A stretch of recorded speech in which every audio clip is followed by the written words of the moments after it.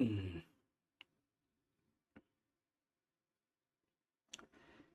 Good morning to all of you. स्वागत है एक बार फिर से आप सभी विद्यार्थियों का पीडब्ल्यू यूपीपीसीएस के सर्वप्रथम बैच में।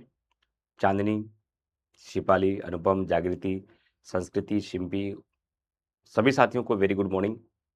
सोनम, अंजलि दुबे, निशांत, जिनका नाम नहीं लिया गया है, उनको भी मेरी तरफ से वेरी गुड मॉर्निंग। उम्मीद करते हैं कि आप लोग अच्छे होंगे और अपनी अच्छी से पढ़ाई कर रहे होंगे, अच्छे से क्लास कर रहे होंगे, अच्छे से नोट्स का रिवीजन कर रहे होंगे। और इस टॉपिक के पूरा होने के बाद मैं बता दूंगा कि अब आपको क्वेश्चन कहाँ से सॉल्व करना है, कैसे सॉल्व करना है, किस टॉपिक का सॉल्व करना है, ये टॉपिक कंप्लीट होने के पश्चात। तो चलिए सभी लोग जल्दी से जुड़िए, लिंक चलते हैं सीधा सेशन में। और इस समय हम लोग चल रहे हैं, पढ़ रहे हैं भारतीय संविधान की विशेषता। और भारतीय संविधान की विशेषता का नेक्स्ट टॉपिक है, अभी 2 क्लास और होने हैं भारतीय संविधान की विशेषता का, एक आज और एक अगली कक्षा में। ठीक है, चलिए तो आगे चलते हैं आज के सेशन में। कल भारतीय संविधान की विशेषता में मैंने लोकतंत्रात्मक व्यवस्था को बताया था, पंथ निरपेक्षता को बताया था, गणराज्य बताया था, और आज हम लोग उसके आगे चलेंगे। तो कल के टॉपिक में हम लोगों ने भारतीय संविधान की विशेषता में क्या पढ़ा था? भारतीय संविधान की विशेषता में पंथ निरपेक्षता को मैंने समझाया था। पंथ निरपेक्षता को मैंने समझाया था, साथ ही साथ मैंने लोकतंत्र को समझाया था, इसके साथ ही साथ मैंने गणराज्य, इन 3 टॉपिक की डिस्कशन हम लोगों के हुए थे ना। और आज हम लोग आगे चलेंगे और अगला टॉपिक हम लोग देखेंगे। आज हम लोग बताएंगे भारतीय संविधान की एक विशेषता है कि भारतीय संविधान में फंडामेंटल राइट, डीपीएसपी और फंडामेंटल ड्यूटी को शामिल किया गया है। भारतीय संविधान की एक विशेषता है कि भारतीय संविधान के अंतर्गत स्वतंत्र एवं निष्पक्ष न्यायपालिका, स्वतंत्र एवं निष्पक्ष न्यायपालिका और एकल न्यायपालिका, या कह सकते आपातकाल और स्थानीय स्वशासन को शामिल किया गया है। ये सब अलग से टॉपिक पढ़ेंगे हम लोग। फंडामेंटल राइट भी अलग से पढ़ेंगे, डीपीएसपी भी पढ़ेंगे, फंडामेंटल ड्यूटी भी पढ़ेंगे, न्यायपालिका भी पढ़ेंगे, इमरजेंसी भी पढ़ेंगे, पंचायती राज व्यवस्था भी अलग से पढ़ेंगे। तो यहाँ क्या पढ़ाएंगे सर आज? यहाँ केवल मैं आज आपको ये बताऊंगा कि भारतीय संविधान की विशेषताओं में ये विशेषता ये भी है कि भारतीय संविधान के अंतर्गत फंडामेंटल राइट, डीपीएसपी और फंडामेंटल ड्यूटी को भी शामिल किया गया है। भारत में एक स्वतंत्र और निष्पक्ष न्यायपालिका, ठीक है, वेरी ठीक है, बेहतर है। बस ये है कि अभी थोड़ा सा कोल्ड है, सर्दी ठीक होकर के खांसी की तरफ थोड़ा सा परिवर्तन है। एक्चुअली हम लोग को रेस्ट नहीं मिलता ना, कि जब भी कोई आपको हल्का सा तबीयत खराब होती है, जब रेस्ट हो जाता है तो आसानी से आराम हो जाता है। और हम लोग का लाइबिलिटी ऐसी है, जिम्मेदारियां ऐसी हैं कि सुबह से शाम तक कई हज़ार बच्चों का इंतजार रहता है। उनके इरादे, उनके मंसूबे हम लोगों की मेहनत पर टिके रहते हैं। तो इसलिए आराम मुश्किल है हम लोग के करियर में, हम लोग के लाइफ में, क्योंकि बच्चों की उम्मीदों के लिए करना होता, अपना मामला होता, खुद की दिक्कतें होती तो 4-5 दिन रेस्ट ले लेता है। लेकिन हम अगर रेस्ट ले लेंगे तो 10,000 बच्चों को रेस्ट लेना पड़ जाएगा, इसलिए हम ये रेस्ट नहीं ले पाते हैं ना। खैर ठीक है, बेहतर है स्थितियाँ। और जितना अधिक क्योर हो सक रहा है मेडिसिन के द्वारा, देसी दवाओं के द्वारा, क्योर के द्वारा, परहेज के द्वारा, वो सब मैं कर रहा हूँ, लेकिन टाइम तो लगेगा ना। तो आज मैं आपको इन सारी चीज़ों को बताऊंगा भारतीय संविधान की विशेषता, क्योंकि जब मैं संक्षिप्त में परिचय दूंगा, कई बार बच्चे सोचते हैं कि क्या फंडामेंटल राइट खत्म हो गया। अभी फंडामेंटल राइट नहीं पढ़ा रहा हूँ। जब फंडामेंटल राइट पढ़ाऊंगा तो मैं 5 घंटे 7 घंटे में पढ़ाऊंगा, डीपीएसपी पढ़ाऊंगा तो 2 घंटे में पढ़ाऊंगा, फंडामेंटल ड्यूटी 1.5 घंटे में पढ़ाऊंगा। लेकिन अभी केवल इसका परिचय दूंगा कि संविधान में क्यों शामिल किया गया, इसकी क्या विशेषता है।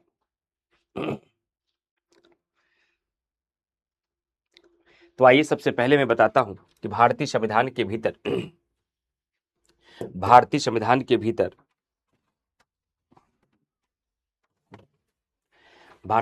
की एक विशेषता यह भी है। भारतीय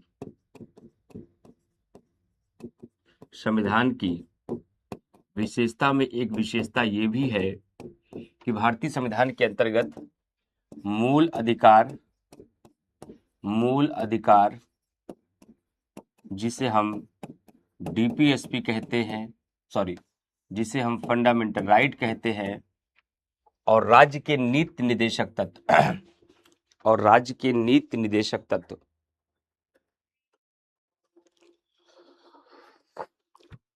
मैं साथ में थोड़ा सा अदरक की सिप लेता रहूंगा तो गले में मेरे राहत रहेगी। मूल अधिकार, फंडामेंटल ड्यूटी और राज्य के नीति निदेशक तत्व, राज्य के नीति निदेशक तत्व यानी कि डीपीएसपी और मूल कर्तव्य यानी कि फंडामेंटल ड्यूटी को शामिल किया गया है।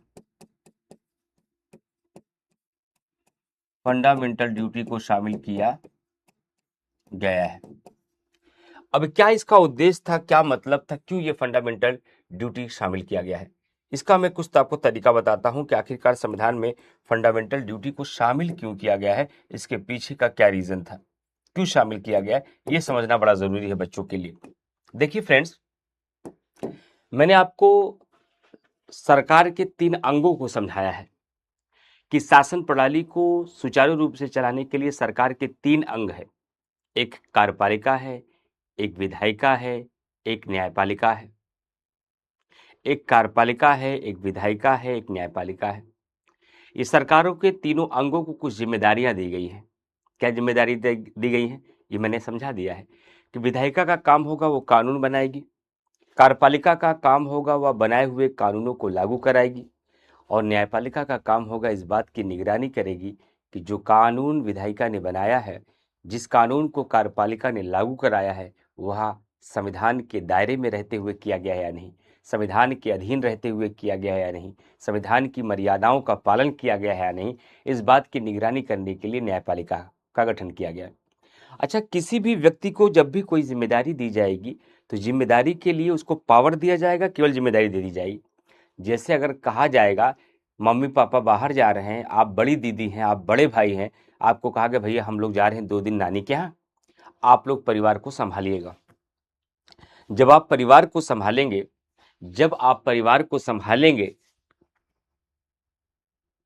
तो आपके पास कुछ पावर दिया जाएगा, केवल कह दिया जाएगा परिवार को संभालिए? नहीं सर, तब पावर दिया जाता है। मम्मी पापा कह के जाते हैं अगर गोलू और पिंकी बाहर जाएं तो इनको तमाचे लगाना, अगर ये शरारत करें तो कमरे में बंद कर देना, अगर ये बाहर खेलने के लिए जाएं तो इनको अंदर लेके आ जाना, अगर ना माने तो फोन करके बताना और इनको खूब पीटना। ये पावर दी जाती है ना? क्यों दी जाती है? अगर ये पावर नहीं दी जाएगी आपको तो छोटे गोलू और पिंकी आपका कहाँ मानेंगे ही नहीं। जैसे मम्मी पापा बाहर जाएंगे वैसे वो अपने दोस्तों के साथ खेलने निकल जाएंगे, छत पे पतंग उड़ाने लगेंगे, लेकिन पता है कि दीदी बजा देंगे, भैया मार देंगे, हमारी सर्विस हो जाएगी, इसलिए उन पर नियंत्रण बना रहता है। यानी कि यदि आपको जिम्मेदारी दी जा रही है और जिम्मेदारी के साथ यदि आपको शक्ति नहीं दी गई तो फिर आप अपनी जिम्मेदारियों का निर्वहन नहीं कर पाएंगे। इसलिए मम्मी पापा को बाहर जाने पर बड़े भाई को, बड़े बहन को पावर देनी पड़ती है, शक्ति देनी पड़ती है। लेकिन जब भी किसी व्यक्ति को, किसी संस्था को, किसी ऑर्गेनाइजेशन को पावर दी जाती है तो वहां पर खतरा भी होता है कि उसके द्वारा उस शक्ति का, उस पावर का गलत इस्तेमाल ना कर लिया जाए, कहीं उसका गलत प्रयोग ना कर लिया जाए, इस बात का खतरा भी बना रहता है। हो सकता है दीदी को पुरानी टीस हो तुमसे कि तुम बहुत हमारा शिकायत करती थी मम्मी से ना, आज मैं तुमको पीटूंगी, आज मैं अपना बदला लूंगी, ऐसा भी तो आप कर सकती हैं गलत तरीके से मारे। वो कोई शरारत ना कर रहा हो तब भी पीट दे रही हैं आप, वो पढ़ाई कर रही है तब भी पीट दे रहे हैं, जबरदस्ती गलती निकाल रही हैं आप, वो कमरे के अंदर खिल रही तब भी मार दे रहे हैं आप। इसका मतलब है कि आप अपनी शक्ति का दुरुपयोग भी कर सकते हैं, उसकी स्वतंत्रताओं को बाधित भी कर सकते हैं, उसकी गतिविधियों को नियंत्रित भी कर सकते हैं। इस बात का खतरा भी होता है कि नहीं होता है? ठीक उसी प्रकार से सरकार के तीनों अंगों को अपनी अपनी जिम्मेदारियों का निर्वहन करने के लिए संविधान द्वारा पावर दिया गया। विधायिका को पावर दिया गया कि वह कानून बना सके, कार्यपालिका को पावर दिया गया कि वो लागू करा सके, न्यायपालिका को पावर दिया गया वह उन दोनों पर निगरानी कर सके। लेकिन यहाँ संविधान निर्माताओं को एक डर भी सताया कि कहीं इसी पावर की वजह से कहीं संसद मनमाना कानून न बना दे, कहीं कार्यपालिका, बहुत ध्यान से सुनिएगा, ये मैं स्टोरी बहुत गहरी सुना रहा हूँ, मैं कहीं और लेके जा रहा हूँ, जहां लाके पटकूंगा वहीं से पूरा कॉन्सेप्ट क्लियर हो जाएगा भारतीय संविधान में फंडामेंटल राइट की एंट्री कैसे हुई। वहीं पर पूरा कॉन्सेप्ट आपका क्लियर हो जाएगा कि आखिरकार बहुत सारे शिक्षकों के द्वारा बहुत सारी किताबों में आपने फंडामेंटल राइट को तो पढ़ा, फंडामेंटल राइट को तो जाना, लेकिन आपने ये नहीं जाना कि फंडामेंटल राइट आया क्यों, फंडामेंटल राइट की एंट्री क्यों हुई, भारतीय संविधान में भाग 3 लिखा क्यों गया, नागरिकों को मौलिक अधिकार सौंपे क्यों गए। आज मैं ये गुत्थी खोलना चाहता हूं, आज मैं इस जंजाल को स्पष्ट करना चाहता हूं, इस मामले को आपको समझाना चाहता हूं, इसलिए मैं आपको इतना दूर लेकर जाकर के समझा रहा हूं, मैं आपको एक एग्जाम्पल के माध्यम से समझा रहा हूं। तो इसलिए ध्यान रखिएगा, थोड़ा ध्यान से बातों को सुनिएगा, जितने अच्छे से बातों को सुनेंगे उतनी बेहतरीन तरीके से चीजें आपको समझ में आएंगी। तो मैंने क्या कहा कि सरकार के तीनों अंगों को अपनी अपनी जिम्मेदारियों को निर्वहन करने के लिए पावर की जरूरत थी, शक्ति की जरूरत थी, इसलिए संविधान निर्माताओं ने इनको पावर दिया, इनको शक्ति दिया। लेकिन संविधान निर्माताओं ने जब इनको पावर और शक्ति दी, संविधान निर्माताओं का मन घबराने लगा, डरने लगा, क्या सोचकर कि कहीं विधायिका मनमाना कानून न बना दे, कहीं विधायिका मनमाना कानून न बना दे, कहीं कार्यपालिका मनमाने ढंग से लागू न करा दे, व्यक्ति का अधिकार खतरे में हो जाए, इनकी स्वतंत्रता खतरे में हो जाए, इनका भौतिक और नैतिक विकास खतरे में हो जाए, और ये नागरिकों की आजादी को बाधित कर दे, उनके अधिकारों के विरुद्ध कोई कानून न बना दे, उनके अधिकारों का हनन करने वाला कोई कानून लागू न करा दे। इससे कैसे बचा जाए, इससे कैसे बचा जाए। तब संविधान निर्माताओं ने कहा कि देश के प्रत्येक नागरिक को एक माला पहनाओ, और वो एक ऐसा माला होना चाहिए जो माला विधायिका और कार्यपालिका की ऐसी शक्ति को भेद सके जो अपनी शक्ति का दुरुपयोग कर रहे हो। एक ऐसा माला इनके गले में डालिए जो विधायिका और कार्यपालिका की शक्ति को नियंत्रित कर सके, कंट्रोल कर सके, इनकी शक्ति को मर्यादित कर सके। इसलिए अमेरिका के बिल ऑफ राइट से प्रेरित होकर भारतीय संविधान निर्माताओं ने भाग 3 के अंतर्गत फंडामेंटल राइट को लिखा और देश के सभी लोगों के गले में एक माला डाल दी, जिस माला का नाम था मौलिक अधिकार, जिस माला का नाम था फंडामेंटल राइट। यह माला केवल इसलिए पहनाया गया था ताकि देश के प्रत्येक नागरिकों का, देश के भीतर रहने वाले सभी व्यक्तियों का भौतिक और नैतिक विकास हो सके, वो अपने मनमाने ढंग से अपना विकास कर सके, वह कहीं भी आ जा सके, वह अपने अनुसार अपना जीवन जी सके, उनकी गतिविधियों पर, उनकी आवाजाही पर, उनकी स्वतंत्रता पर सरकार द्वारा कोई प्रतिबंध न लगाया जाए, विधायिका द्वारा कोई कानून बनाकर उनको रोका न जाए, वो आजाद परिंदे की तरह अपना विकास कर पाए। और भारत का हर नागरिक अगर अपना विकास कर पाएगा, भारत का विकास खुद ब खुद हो जाएगा, क्योंकि आपने ही बताया है, अच्छे व्यक्ति से अच्छा परिवार बनता है, अच्छे परिवार से अच्छा समाज बनता है, अच्छा समाज से अच्छी तहसील बनती है, अच्छे तहसील से अच्छा जिला बनता है, अच्छे जिले से अच्छा राज्य बनता है, और अच्छा राज्य से अच्छा हिंदुस्तान बन जाएगा। यानी कि अच्छा हिंदुस्तान बनाने के लिए, अच्छा देश बनाने के लिए हमें अच्छा नागरिक बनाना होगा, और अच्छे नागरिक को बनाने के लिए हमें नागरिक को अच्छा माहौल देना होगा। उसकी गतिविधियों पर हमें प्रतिबंध नहीं लगाना होगा, उसको खुला मंच देना होगा। जहां जाना चाहते हो जाओ, जो करना चाहते हो करो, जहां पढ़ना है वहां पढ़ो, लेकिन आगे बढ़ो, अपने आप को मजबूत बनाओ।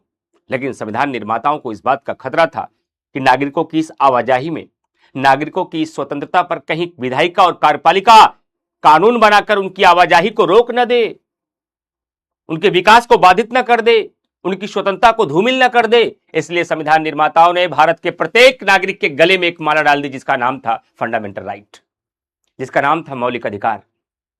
और इस मौलिक अधिकार के 2 उद्देश्य थे, पहला उद्देश्य था कि अगर यह माला नागरिकों के गले में डाल दिया गया अगर यह माला नागरिकों के गले में डाल दिया गया तो सबसे पहला लाभ यह होगा कि नागरिकों का भौतिक और नैतिक विकास हो सकेगा, देश के प्रत्येक व्यक्ति को ऐसी परिस्थितियां मिल पाएंगी जिससे वह अपना सर्वांगीण विकास कर पाएगा, जिसे कहा जाता है चहुमुखी विकास कर पाएगा इस माला रूपी फंडामेंटल राइट के द्वारा। और इसी मौलिक अधिकार के माध्यम से दूसरा उद्देश्य यह बताया गया कि फंडामेंटल राइट विधायिका और कार्यपालिका की शक्ति को क्या करेगा, नियंत्रित करेगा। बहुत कम बच्चे ये बात जानते हैं, आईएएस में सवाल पूछा गया है, नियंत्रित करेगा। यही फंडामेंटल राइट रूपी माला जो हमारे गले में संविधान निर्माताओं ने डाला है, यह हमें एक ऐसा माहौल देगा, यह हमें ऐसी परिस्थितियां देगा जिसमें हम अपना भौतिक और नैतिक विकास कर पाएंगे, जिसमें हम अपना सर्वांगीण विकास कर पाएंगे, जिसमें हम अपना बहुमुखी विकास कर पाएंगे, चहुमुखी विकास कर पाएंगे। और यही माला विधायिका और कार्यपालिका की शक्ति को नियंत्रित भी करेगा। बच्चे सवाल करते हैं कि सर हमें ये अच्छा माहौल देगा, हमें ये ऐसी परिस्थितियां देगा, हमें इतनी आज़ादी देगा, हमारे बीच इतनी समानता देगा, हमारे संस्कृतियों का संरक्षण देगा, जिसके माध्यम से हम अपना विकास कर पाएंगे, हम अपना व्यक्तित्व मजबूत कर पाएंगे, हम एक योग्य नागरिक बन पाएंगे। ये समझ में आ गया सर, लेकिन ये बिल्कुल नहीं समझ में आ रहा है कि ये फंडामेंटल राइट, ये मौलिक अधिकार किस प्रकार से विधायिका और कार्यपालिका की शक्ति को कंट्रोल कर देंगे, किस प्रकार से विधायिका और कार्यपालिका की शक्तियों को नियंत्रित कैसे करेंगे, ये मुझे समझ में नहीं आ रहा है। ये दूसरा उद्देश्य की पूर्ति कैसे होगी? इस उद्देश्य की पूर्ति हेतु भारतीय संविधान निर्माताओं ने भारतीय संविधान के अंतर्गत 13 क्लॉज 2 लिखा। अनुच्छेद 13 के अंतर्गत एक खंड लिखा जिसका नाम है 13 क्लॉज 2, जिसका नाम है 13 क्लॉज 2। और इस 13 क्लॉज 2 में क्या लिखा गया, ध्यान से सुनिएगा। इस 13 क्लॉज 2 में लिखा गया, संसद या राज्य विधानमंडल द्वारा बनाया गया ऐसा कोई भी कानून, संसद या राज्य विधानमंडल द्वारा बनाया गया ऐसा कोई भी कानून, केंद्र की कार्यपालिका और राज्य की कार्यपालिका के द्वारा जारी किया गया ऐसा कोई भी आदेश, ध्यान से सुनिएगा मेरी बात को, आपका कंसंट्रेशन लेवल 100% होना चाहिए, आपकी आवाज, आपकी कानें, आपकी आंख और आपका दिमाग सब कुछ मेरी आवाज पर होना चाहिए। और सब कुछ मेरी आवाज पर रहेगा तो एकदम क्लियर क्रिस्टल की तरह हो जाएगा, शीशे की तरह सब कुछ साफ हो जाएगा। मैंने कहा कि अनुच्छेद 13 क्लॉज 2 में लिखा गया कि संसद या राज्य विधानमंडल द्वारा बनाया गया कोई कानून, केंद्र की कार्यपालिका या राज्य की कार्यपालिका द्वारा जारी किया गया कोई आदेश अगर हमारे मौलिक अधिकारों के विपरीत होगा, अगर हमारे इन अधिकारों का हनन करेगा, अगर हमारे इन अधिकारों को कम करेगा, अगर इन अधिकारों को सीमित करेगा, तो न्यायपालिका के पास पावर होगी, वह ऐसे किसी भी कानून को, वह किसी भी ऐसे आदेश को रद्द कर देगी। यानी हमारे गले में ये माला डालकर, विधायिका और कार्यपालिका की शक्ति को नियंत्रित कर दिया गया। बनाओ कानून, लागू कराओ कानून, लेकिन लागू कराते समय, बनाते समय ध्यान रखना हमारे माले के साथ टकराव नहीं होना चाहिए, हमारे फंडामेंटल राइट के साथ कोई उल्लंघन नहीं होना चाहिए। अगर आपका कोई भी कानून मौलिक अधिकारों के विपरीत होगा तो आपका ऐसा कोई भी कानून रद्द कर दिया जाएगा, आपका ऐसा कोई भी आदेश समाप्त कर दिया जाएगा। इस प्रकार से यह मौलिक अधिकार रूपी माला न केवल हमारा भौतिक और नैतिक विकास करता है, बल्कि यह विधायिका और कार्यपालिका की शक्तियों को कंट्रोल करता है। इसीलिए कहा जाता है मौलिक अधिकार राज्यों के कृत्य के विरुद्ध एक गारंटी है। यूपीएससी ने सवाल पूछा है, आईएएस ने, भारत की सबसे बड़ी परीक्षा ने, मौलिक अधिकार नागरिकों का दावा नहीं और राज्य का दावा नहीं है, ये हमारा दावा है, ये आपका दावा है, ये देश के 140 करोड़ लोगों का दावा है। दावा का मतलब क्लेम है, ये हमें दिए गए हैं। किसके लिए? हमारे विकास के लिए। और किसके लिए? विधायिका और कार्यपालिका की शक्ति को कंट्रोल करने के लिए, हरदम नहीं, केवल तब जब वो इन शक्तियों का दुरुपयोग करेगी। इसलिए भारतीय संविधान के अंतर्गत भाग 3 लिखा गया, इसलिए भारतीय संविधान के अंतर्गत भाग 3 लिखा गया और 12 से 35 तक नागरिकों को प्रारंभ में 7 फंडामेंटल राइट सौंपे गए, लेकिन आगे चलकर 44वां संविधान संशोधन 1978 के द्वारा संपत्ति के अधिकार को हटा दिया गया। इसलिए वर्तमान में भाग 3 के अंतर्गत हमें 6 फंडामेंटल राइट दिए गए हैं। ये फंडामेंटल राइट कौन कौन से हैं, इसमें कौन कौन से अधिकार दिए गए हैं, इनका क्या क्या महत्व होता है, क्या क्या हमें इसमें सुविधाएं दी गई हैं, कौन समय के साथ जोड़े गए, कौन समय के साथ हटाए गए, ये सब जानने के लिए आपको इंतजार करना पड़ेगा हमारे फंडामेंटल राइट वाले टॉपिक का। जब मैं फंडामेंटल राइट पढ़ाऊंगा तो शायद आपके जीवन का सबसे लोकप्रिय विषय बन जाएगा और लोकप्रिय टॉपिक बन जाएगा फंडामेंटल राइट। लेकिन आज मैं आपको फंडामेंटल राइट पढ़ा नहीं रहा हूँ, आज मैं भारतीय संविधान की विशेषता के अंतर्गत ये बता रहा हूँ कि भारतीय संविधान की विशेषताओं में एक विशेषता यह भी थी कि हमारे देश के नागरिकों को कुछ अधिकार दिए गए हैं और ये अधिकार संविधान के माध्यम से दिए गए हैं, इनको संवैधानिक रूप से सुरक्षा मिली है। अगर इन अधिकारों का पालन राज्य सरकारें नहीं कर पाती हैं तो न्यायपालिका इसकी गारंटी लेती है कि हम अधिकारों को दिलाएंगे। ये केवल आपको पेपर पे दिए नहीं जा रहे हैं, इसे लागू कराना हमारी जिम्मेदारी है, ये न्यायपालिका ने कहा है। और इन मौलिक अधिकारों का उद्देश्य हमें ऐसी परिस्थितियां देना है, हमें ऐसा माहौल देना है जिसमें हम अपना विकास कर सकें, हम राष्ट्र की उत्थान में अपनी भी भूमिका अदा कर सकें। और यही फंडामेंटल राइट कार्यपालिका और विधायिका की शक्तियों को नियंत्रित करती हैं। यानी कि अगर संसद या राज्य विधानमंडल का कोई कानून, यदि कार्यपालिका का कोई आदेश अगर हमारे मौलिक अधिकारों के विपरीत होगा तो न्यायपालिका ऐसे किसी भी कानून को रद्द कर देगी। इस प्रकार से फंडामेंटल राइट न केवल हमारा विकास करते हैं बल्कि यह विधायिका और कार्यपालिका की शक्ति को कंट्रोल करते हैं, और यह नियंत्रण व संतुलन के सिद्धांत के लिए शायद बहुत जरूरी था।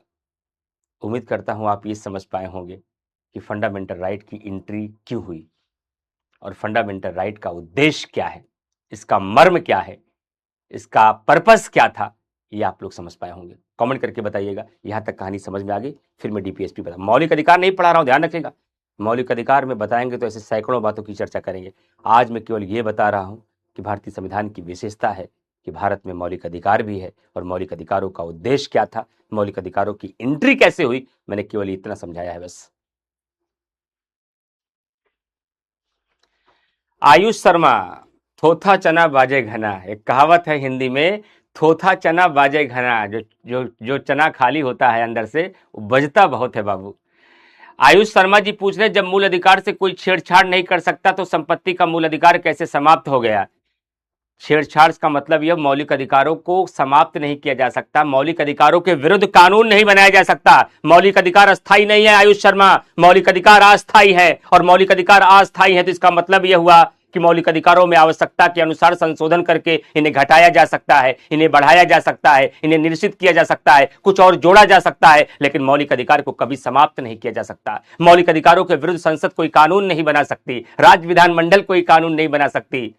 मौलिक अधिकारों से कोई छेड़छाड़ नहीं किया जाएगा, इसका मतलब आयुष शर्मा ये कदापि नहीं हुआ कि मौलिक अधिकारों को घटाया नहीं जा सकता, मौलिक अधिकारों को बढ़ाया नहीं जा सकता। मैंने पहले बोल दिया था मैं फंडामेंटल राइट नहीं पढ़ा रहा हूं, जिस दिन फंडामेंटल राइट पढ़ाऊंगा उस दिन पूरी खोपड़ी खुल जाएगी आपकी, उस दिन आपकी भेजे में ऐसा कोई सवाल नहीं बचेगा जिसका उत्तर हमारे मुख से नहीं मिल जाएगा। आज मैं केवल ये बता रहा हूं इसकी एंट्री कैसे हुई, लेकिन आयुष शर्मा ने सवाल कर दिया इसलिए उनका उत्तर मैंने दे दिया।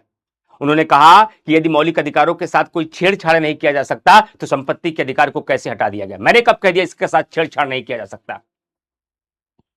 अगर मौलिक अधिकारों के साथ छेड़छाड़ नहीं किया जा सकता तो मौलिक अधिकार अस्थायी हो जाते। मौलिक अधिकार इज नॉट परमानेंट, मौलिक अधिकार इज नॉन परमानेंट। मौलिक अधिकार अस्थायी नहीं है, अस्थायी है, और अस्थायी होने का मतलब क्या हुआ कि आवश्यकता पड़ने पर मौलिक अधिकारों का निलंबन किया जा सकता है, सस्पेंड किए जा सकते हैं। आवश्यकता पड़ने पर संविधान में संशोधन करके मौलिक अधिकारों में कुछ जोड़ा जा सकता है, आवश्यकता पड़ने पर मौलिक अधिकारों में कुछ घटाया जा सकता है, आवश्यकता पड़ने पर मौलिक अधिकारों में कुछ निरसन भी किया जा सकता है, यानी समापन भी। लेकिन मौलिक अधिकारों के विरुद्ध संसद या राज्य विधानमंडल कानून नहीं बना सकती। मौलिक अधिकारों के विरुद्ध कार्यपालिका कोई आदेश नहीं जारी कर सकता। मैंने केवल यह बताया है आयुष शर्मा, मैंने ये नहीं बताया है कि इसके साथ कोई छेड़छाड़ नहीं करेगी।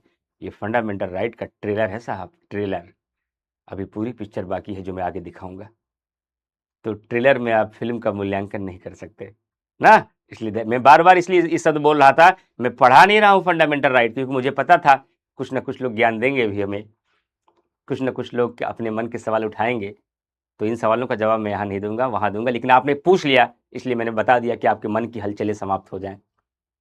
मौलिक अधिकारों की कहानी बहुत बड़ी है आयुष शर्मा। जब मौलिक अधिकार की विशेषता पढ़ाऊंगा ना तो 1 घंटे में केवल विशेषता पढ़ाता हूँ फंडामेंटल राइट का मैं, तब मैं बताऊंगा मौलिक अधिकार अत्यांतिक या निरपेक्ष नहीं है, यानी कि मौलिक अधिकार मनमाना नहीं है, मौलिक अधिकार सीमित है, असीमित नहीं है। जब मौलिक अधिकार पढ़ाऊंगा तो मैं बताऊंगा मौलिक अधिकार अस्थायी नहीं है, अस्थायी है। क्यों अस्थायी कहा जाता है ये भी बताऊंगा। जब मौलिक अधिकार पढ़ाऊंगा तो मैं आपको बताऊंगा कि कुछ मौलिक अधिकार ऐसे होते हैं जो नकारात्मक प्रवृत्ति वाले हैं, कुछ मौलिक अधिकार ऐसे होते हैं जो सकारात्मक प्रवृत्ति वाले हैं। फिर मैं बताऊंगा कि कुछ मौलिक अधिकार ऐसे हैं जो केवल राज्य के विरुद्ध प्राप्त हैं, कुछ मौलिक अधिकार ऐसे हैं जो राज्य और निजी व्यक्ति दोनों के विरुद्ध प्राप्त हैं, कुछ मौलिक अधिकार ऐसे हैं जो केवल भारतीय नागरिकों को प्राप्त हैं, लेकिन कुछ मौलिक अधिकार ऐसे हैं जो भारतीय प्लस विदेशी दोनों को प्राप्त हैं। कुछ मौलिक अधिकार ऐसे हैं जिसमें दंड का प्रावधान है। ऐसी हजारों विशेषताएं हैं फंडामेंटल राइट की, लेकिन ये जानने के लिए आपको करना पड़ेगा फंडामेंटल राइट का इंतजार। राइट, चलिए, तो ये तो थी हमारी एक विशेषता भारतीय संविधान की कि भारतीय संविधान के अंतर्गत फंडामेंटल राइट को भी शामिल किया गया है। अब मैं दूसरी विशेषता बताता हूं। जब भारतीय संविधान का भाग 3 लिखा जा रहा था, उसी समय संविधान के एक संवैधानिक सलाहकार थे जो मैं संविधान सभा के गठन वाले टॉपिक में पढ़ाऊंगा, जिनका नाम है BN राव। नाम तो सुना होगा। हाँ, देखिए उर्मिला जी ने समझा दिया है, अभी जूता चुराई का समय नहीं आया है, अभी तो बारात एंट्री कर रही है मंडप में। जब जूता चुराई का समय आएगा तो बताया जाएगा। धीरे धीरे अब हमारा टेस्ट पकड़ रहे हैं आप लोग, ये अच्छी बात है। तो मैंने क्या कहा कि जब भारतीय संविधान का भाग 3 लिखा जा चुका था, तो संविधान सभा के एक संवैधानिक सलाहकार थे जिनका नाम था BN राव। पूरा नाम था बेनेगल नरसिंह राव। बेनेगल नरसिंह राव ने संविधान सभा के समक्ष एक विचार रखा। उस विचार को ध्यान से सुनिएगा, मैं बोल रहा हूं विचार, पूरा संविधान सभा का वाचन कर रहा हूं कि संविधान सभा में क्या हलचल चल रही थी उस समय। कोई बात नहीं भाई, मैंने कहा क्या आपने पूछ के गलत कर दिया। मैंने ये कहा यहां पूछने का भी तुक नहीं था, क्योंकि मैंने इसका व्याख्या नहीं की, मैंने केवल एंट्री बताई है, इसलिए मैंने पहले बोल दिया था ना। कोई बात नहीं, मैंने ये थोड़ी कह दिया कि आपने पूछ लिया तो बहुत बड़ा अपराध कर दिया। मैंने तो सिर्फ ये समझाया है। अभी इसकी आगे चर्चाएं होंगी, उसको खोलूंगा तो 1 घंटा लग जाएगा। यहाँ पर मुझे केवल एंट्री बतानी है, विशेषता नहीं बतानी है। तो डीपीएसपी को लेकर के सुनिए कि डीपीएसपी की एंट्री कैसे हुई और डीपीएसपी का पर्पस क्या है। एंट्री कैसे हुई, क्यों हुई और पर्पस क्या है। यहां पर मैं केवल 3 बातों पर चर्चा कर रहा हूं। कैसे एंट्री हुई, क्यों हुई और क्या उद्देश्य है। ये 3 बातों की केवल चर्चा करूंगा, इसका विस्तार टॉपिक में होगा।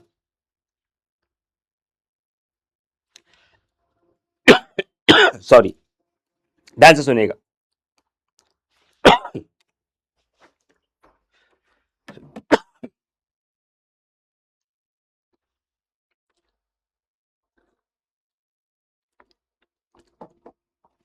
ध्यान से सुनिएगा। BN राव ने संविधान सभा के समक्ष एक विचार रखा, भारतीय नागरिकों को 2 प्रकार से अधिकार मिलने चाहिए।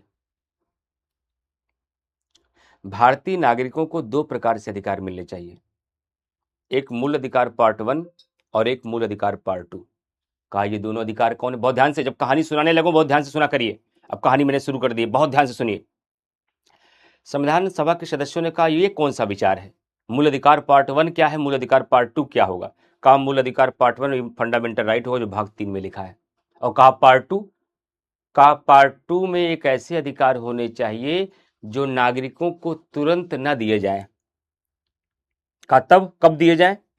कहा जैसे जैसे राज्य का सामर्थ्य बढ़े, जैसे जैसे देश के पास संसाधन आए, जैसे जैसे देश की शक्ति बढ़े, वैसे वैसे राज्य का काम होगा। राज्य मतलब सरकार का काम होगा, यहाँ सरकार का मतलब है देश का काम होगा कि अपने पिटारे से निकालकर ऐसे अधिकारों को धीरे धीरे धीरे धीरे धीरे धीरे फूल रूपी माला की तरह, पुष्प रूपी माला की तरह इनके ऊपर बरसाए जाएं। कहा पहले दिन से क्यों न बरसाए जाएं। कहा पहले दिन से ये माला आप नहीं बरसा सकते, क्योंकि इतने फूल ही नहीं है देश के पास। अभी हमारा देश ताजा ताजा आजाद हुआ है।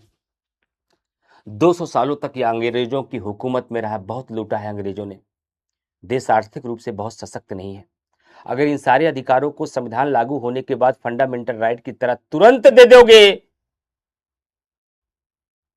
तो दिक्कतें आ जाएंगी। कहा दिक्कतें क्या आ जाएंगी। कहा दिक्कतें ये आ जाएंगी क्योंकि राज्य के पास इतना संसाधन नहीं है, राज्य के पास इतना पैसा नहीं है, राज्य के पास इतना सामर्थ्य नहीं है कि इन सारे अधिकारों को भी राज्य तुरंत दे पाए। लेकिन हाँ, अब आजाद भारत जब आगे बढ़ेगा, कृषि के काम अच्छे होंगे, लोग काम करेंगे, जीडी टैक्स आएगा, कर आएगा, देश के पास राजस्व आएगा, पैसा आएगा, धीरे धीरे अनाज इकट्ठा होगा, तो देश के पास संसाधन बढ़ेंगे। जैसे जैसे देश का संसाधन आता जाएगा, वैसे वैसे देश यानी कि राज्य अपनी इच्छा से इन पिटारों में से अपने संसाधनों को निकाल के नागरिकों के बीच वितरण करता जाएगा। इसको नाम दीजिए मूल अधिकार पार्ट 2। किसी एक व्यक्ति ने सवाल किया तो मूल अधिकार जो था वो परिवर्तनीय था, न्यायालय ने उसके लिए गारंटी ली है कि अगर मूल अधिकार नागरिकों को नहीं मिलते तो मैं दिलाऊंगा। क्या मूल अधिकार पार्ट 2 की कोई गारंटी लेगा? बी एन राव ने कहा इसकी गारंटी नहीं दूंगा। कहा मतलब? कहा न्यायालय इसके लागू कराने की गारंटी नहीं देगी। तो कहा ये किसकी इच्छा पे होगा? कहा ये राज्य की इच्छा पर होगा। राज्य चाहेगा तो देगा, राज्य नहीं चाहेगा तो नहीं देगा। कहा गारंटी क्यों नहीं दिला रहे हो? मूल अधिकार पार्ट 2 को भी फंडामेंटल राइट की तरह गारंटी दिलाओ न्यायपालिका से, तब तो माने। बी एन राव ने कहा अभी आप ताजा ताजा संविधान समझ रहे हो, आपको पता नहीं अच्छे और बुरे की। अगर गारंटी के रूप में दिला देंगे ना, तो जितने अधिकार इसमें हम लिखेंगे वह सरकार को तुरंत देना पड़ेगा, और तुरंत सरकार नहीं दे पाएगी तो देश के पढ़ा लिखा नागरिक न्यायालय घेर लेगा और न्यायालय से कहेगा मुझे दिलाओ अधिकार, मुझे दिलाओ अधिकार, मुझे चाहिए, मुझे चाहिए, मुझे चाहिए। और राज्य की झोली खाली है, राज्य की झोली खाली है, और उस खाली झोली से वो दे नहीं पाएगा, और हमारे देश के नागरिकों की न्याय के प्रति विश्वसनीयता कमजोर हो जाएगी। राज्य को बाध्य करेगा न्यायपालिका, भाई लोगों को दो, लोग हमसे मांग रहे हैं, हमने दिलाने का वादा किया है, और राज्य दे नहीं पाएगा क्योंकि राज्य का पिटारा खाली है। और इससे न्यायालय और कार्यपालिका यानी सरकार के मध्य संघर्ष होगा, और देश के नागरिकों की विश्वसनीयता सरकार से भी और न्यायालय से भी कमजोर हो गया। तुम लोग झूठैने दावा करते हो, कुछ नहीं दिला पाते हो। जैसे अगर मैं कहूं कि सर्वप्रथम बैच में पूरा अच्छे से आपको पॉलिटी पढ़ाई जाएगी, हर विषय पढ़ाए जाएंगे, रेगुलर आपके टेस्ट होंगे, आपको इसका आंसर दिया जाएगा, एक्सप्लेनेशन मिलेगा, रेगुलर क्लास चलेगी, टीचर पूरा अच्छी तरीके से अपना बोर्ड वर्क करेंगे, आपके हर सवालों का जवाब देंगे, ये गारंटी है पीडब्ल्यू को दिया जाएगा।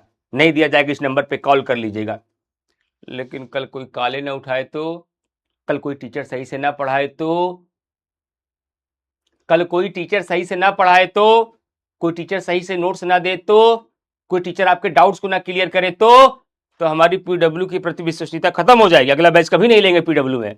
ठीक उसी प्रकार से बी.एन. राव ने कहा अगर लोगों की विश्वसनीयता हमारे देश के प्रति कमजोर हो जाएगी तो हमारे देश के लोग सरकारों में और न्यायपालिका में विश्वास नहीं करेंगे, और हमारा देश अभी बहुत अमीर नहीं है, हमारा देश बहुत आर्थिक रूप से सशक्त नहीं है, अतः अभी हम ये मौलिक अधिकार तुरंत नहीं दे सकते, इसीलिए तो हम इसे मूल अधिकार पार्ट 2 कह रहे हैं।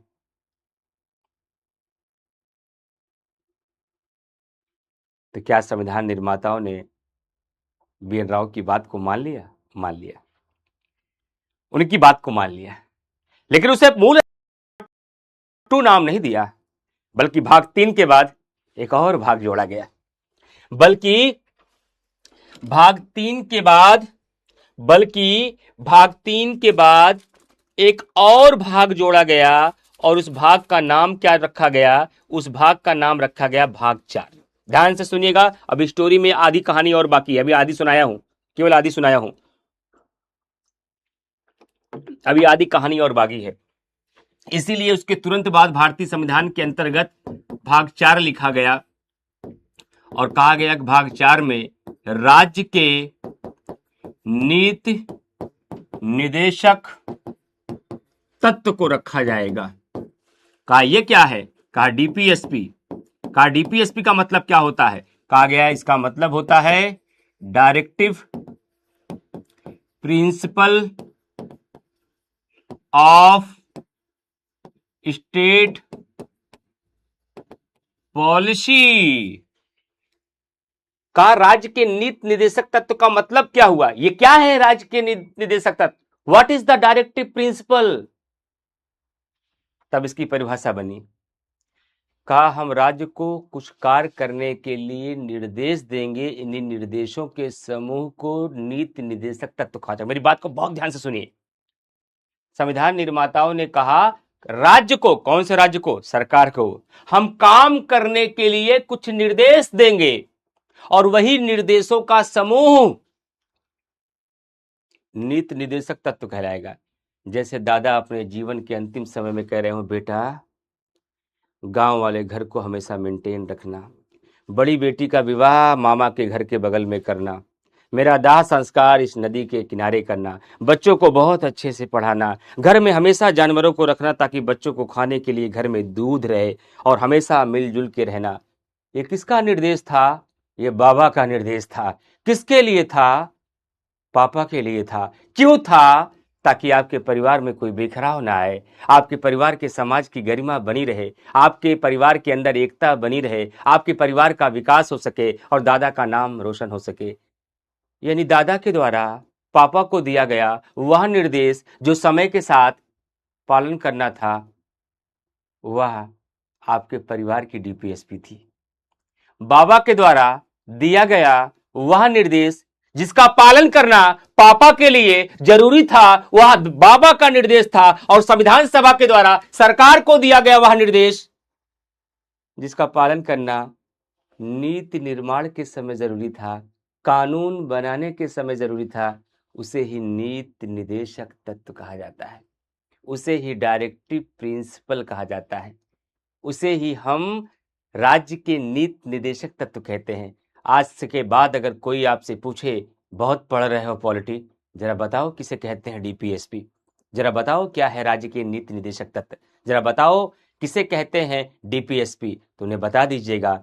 डीपीएसपी संविधान सभा के द्वारा, कॉन्स्टिट्यूएंट असेंबली के द्वारा सरकार को दिया गया वह निर्देश है, वह इंस्ट्रक्शन है जिसका पालन करना नीति निर्माण के समय जरूरी है, कानून बनाने के समय जरूरी है। राज्य का कर्तव्य है जब वह कानून बनाए, जब वह योजनाएं बनाए, तो वह निर्देशक तत्वों का ध्यान रखे। और ये निर्देशक तत्व, ये निर्देश किसके द्वारा दिए गए हैं? संविधान द्वारा। किसको? सरकार को। किसके लिए? हमारे और आपके लिए, हमारे और आपके लिए। और गहरा कॉन्सेप्ट बता दूं, अधिकार हमें दिए गए हैं किसके कार्यों को प्रतिबंधित करने के लिए? सरकार के कार्यों को प्रतिबंधित करने के लिए। और निर्देश हमें नहीं दिए गए हैं, सरकार को दिए गए हैं। किसका विकास करने के लिए? हमारा और आपका विकास करने के लिए। ओ हो, फंडामेंटल राइट नागरिकों का दावा है, डीपीएसपी राज्य का दावा। यस, फंडामेंटल राइट हमारा और आपका दावा है और डीपीएसपी राज्य का दावा है। फंडामेंटल राइट सीधे हमें दिए गए ताकि हम विकास कर सकें और कार्यपालिका विधायिका के कार्यों को मर्यादित कर सकें। डीपीएसपी राज्य को दिया गया है ताकि राज्य इन निर्देशों का पालन करके हमारे पूरे समाज का कल्याण कर सके, देश के लोगों का कल्याण कर सके और भारत को एक कल्याणकारी राज्य बना सके, एक वेलफेयर स्टेट बना सके। इसका मतलब है कि अब आप उद्देश्य बताना चाह रहे हैं। अगर कोई आपसे पूछे, जो निर्देशवा संविधान सभा के द्वारा राज्यों को दिया गया है, इस निर्देश से क्या फायदा होगा देश का? इस निर्देश को देने का पर्पस क्या था? इस निर्देश को देने का उद्देश्य क्या था? अब उद्देश्य बताता हूं आपको। What is the purpose of DPSP? DPSP क्या है ये मैंने समझा दिया। डीपीएसपी एक शब्दों में समझो बाबू, इंस्ट्रक्शन है, निर्देश है। किसको? सरकार को। किसके द्वारा? संविधान सभा द्वारा। किसके लिए? हमारे और आपके लिए। ताकि भारत क्या बन पाए? ताकि भारत एक लोक कल्याणकारी राज्य बन पाए, ताकि भारत एक लोक कल्याणकारी राज्य बन पाए, लोक कल्याणकारी राज्य बन पाए। और साथ ही साथ भारत में सामाजिक और आर्थिक लोकतंत्र, ये लोकतंत्र क्या होता आगे समझाऊंगा, सामाजिक और आर्थिक लोकतंत्र की स्थापना हो पाए। इसलिए संविधान सभा द्वारा राज्यों को कुछ निर्देश दिया गया जिसे डीपीएसपी कहा गया। सर बुरा न मानिए तो एक बात पूछ लें, मन में जिज्ञासा हो रही है। आपकी जिज्ञासा मैं खुद उठा दूंगा। मन में एक जिज्ञासा हो रही है सर, अगर बुरा न माने तो एक सवाल उठाता हूं। बिल्कुल उठाइए। क्या सवाल है आपका? सवाल यह है सर, ये कल्याणकारी राज्य क्या होता है? नहीं जानते? कल्याणकारी राज्य को इंग्लिश में बोलते हैं वेलफेयर स्टेट। इसको इंग्लिश में बोलते हैं वेलफेयर स्टेट। सर ये वेलफेयर स्टेट क्या होता है? जब हिंदी नहीं समझ में आ रही तो अंग्रेजी हमको कहां समझ में आएगी? समझाता हूं, ध्यान से सुनिएगा। राज्य दो प्रकार के होते हैं, एक होता है सामान्य राज्य, एक होता है कल्याणकारी राज्य। एक होता है सामान्य राज्य और एक होता है कल्याणकारी राज्य। सामान्य राज्य की जिम्मेदारी होती है कि वो अपने देश के भीतर कानून व्यवस्था को बनाए रखे, लॉ एंड ऑर्डर को मेंटेन रखे, प्रशासनिक नियंत्रण बनाए रखे। बाकी इसके अलावा सामान्य राज्य का कोई मतलब नहीं होता है। लेकिन कल्याणकारी राज्य क्या होता है?